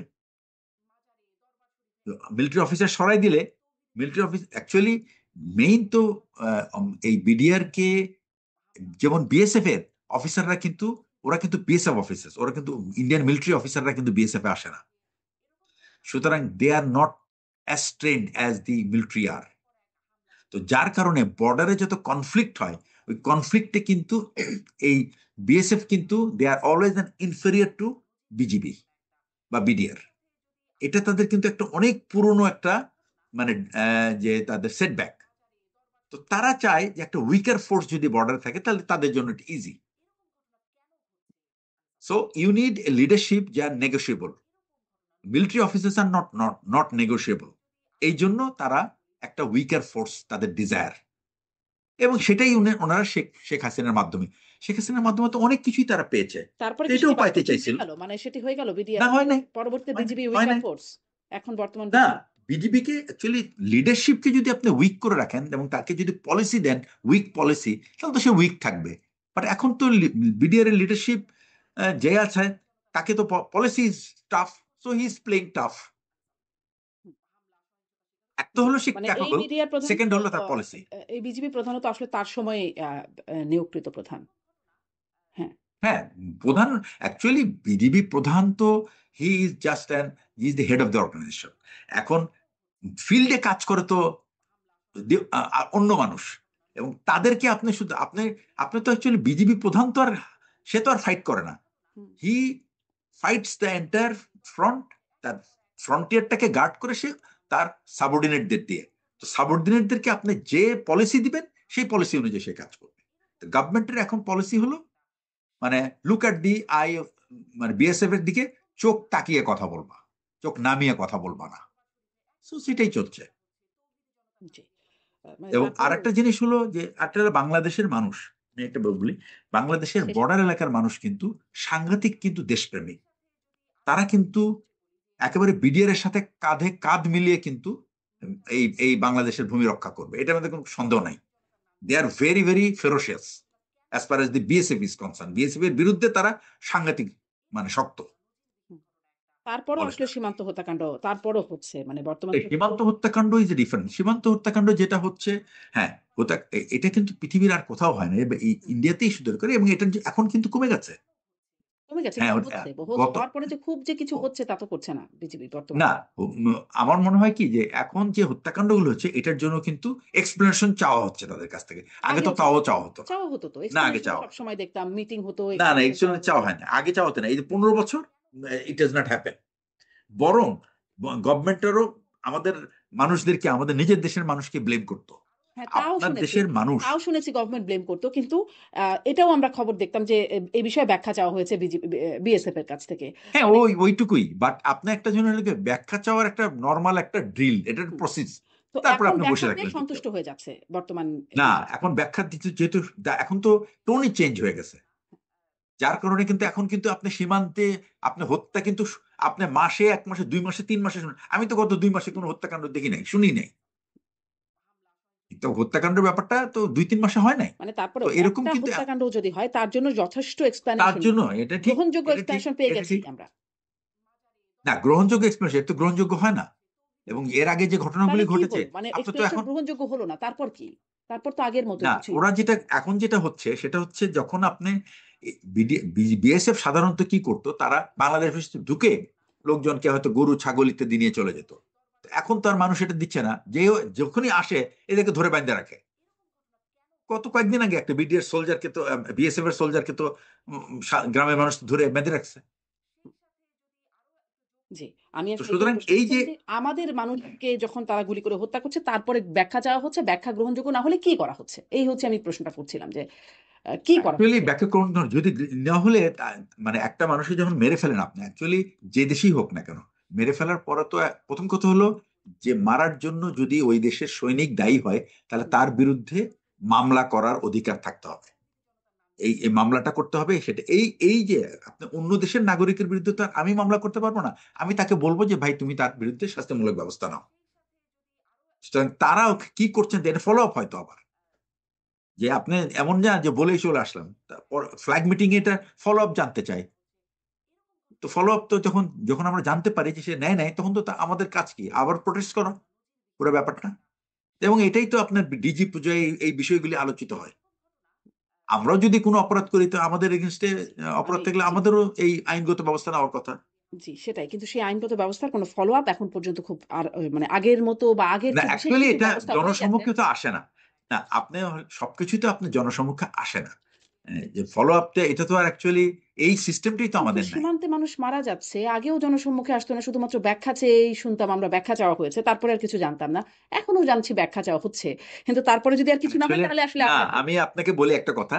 একটা সময় ছিল সীমান্তে হুম, এরকম ঘটনা হলে একটা পলিসি ছিল যেটা আমি পাবলিকলি বলতে পারছি না, since it is the media, I can't tell you that what was the policy. এটা যদি কোনো সময় প্রাইভেটলি আপনি জানতে চান, আই উইল টেল ইউ। ছিল, পলিসি ছিল। আচ্ছা। তখনও কি পলিসি ছিল জানতে পারছি না। এখনো আসলে পলিসির ফলে কি হচ্ছে সেটাও না, জানতে পারছি না। মানে জানবেন খুবই আপনি, একটা আপনি সমস্যা। আপনি আপনি যখন when you are not in air, হ্যাঁ, আই হ্যাঁ। Can tell you that. আচ্ছা ঠিক আছে। নিশ্চয়ই আমি ব্যক্তিগতভাবে কখনো আপনার কাছে জেনে নেব। কিন্তু আমার দর্শকরা তো আর জানতে পারছে না। শেষ প্রশ্ন। না, তারেক রহমান দর্শকদের দেশে অ্যাকচুয়ালি ইট ফিরছেন ইজ না। নট ফর দর্শক। তারেক রহমান দেশে ফিরতে হ্যাঁ, পারছেন না। কোনো এক নিরাপত্তা হুমকি আছে। মানে আমাদের দেশের নিরাপত্তা দেবার মতো যথেষ্ট সক্ষমতা কি নাই? কেন তিনি দেশে ফিরতে পারছেন না? অবশ্যই আপনার আছে। বিশ্লেষণ কি? থাকবে না কেন? তাহলে কি হচ্ছে? অবশ্যই আছে। কেন ফিরতে পারছেন না? তারেক রহমানের ব্যাপারটা অ্যাকচুয়ালি পুরোপুরি একটা খুব ধোঁয়াটে অবস্থা। মানে একটা তারেক রহমান নিজে একটা স্ট্যাটাস দিয়েছেন যে উনি আসতে পারছেন না কেন, এটা তার নিজের ইচ্ছার উপরে না। তো আমি জানি না, একটা রাজনৈতিক দলের প্রধান, উনি উনি ক্লেম করেন যে ওনার নিয়ন্ত্রণ আছে পুরো দলের উপরে, উনি নিজে আসতে পারছেন না, তাহলে আর কিভাবে উনি রাজনৈতিক দলের প্রধান হচ্ছে? এই ব্যাপারটা কিন্তু সবাইকে ভাবাচ্ছে। আমাদের তো সেই প্রধান দরকার নাই যে প্রধান দেশে আসতে পারে না, বাইরে থেকে আপনার শুধু অনলাইনে আপনার রাজনৈতিক দলকে কোনোদিন নিয়ন্ত্রণ করা যায় না। এমনিতেই তো বিএনপির ভিতরে কিন্তু internal discipline is much weaker than other parties. বিএনপির যে ইন্টারনাল ডিসিপ্লিন, এটা তো তার নিজের এই ডিসিপ্লিন তার নিজের কন্ট্রোলে নাই, তো তাদের নেতাদের কন্ট্রোলেই নাই। অন্য অন্য কার অনেক কন্ট্রোলে দলের আছে? কিন্তু আপনারা মানে নিরাপত্তা নিয়ে কাজ করেন, দেশের নিরাপত্তা সেই কাজ করেছেন, করছেন। তাহলে কার কন্ট্রোলে আসলে সেটা কি আপনারা বুঝতে পারেন? আপনি বুঝতে পারেন? কি মানে তারেক মানে রহমানের ব্যাপারটা, তারেক রহমানের দেশে ফেরার কন্ট্রোলটা কার হাতে? এটা এটা কয়েকটা এক্সপ্লেনেশন, এক একজন এক এক রকম এক্সপ্লেনেশন দিয়েছে। কেউ আমি তো অ্যাকচুয়ালি আমি বলবো যে আমার পার্সোনাল অ্যাসেসমেন্ট হচ্ছে একটা হতে পারে তার লিগ্যাল ইস্যু, মানে নট ইন দ্য কান্ট্রি। এটা হলো মানে ব্রিটিশ গভর্নমেন্টের ওখানে উনি কি স্ট্যাটাসে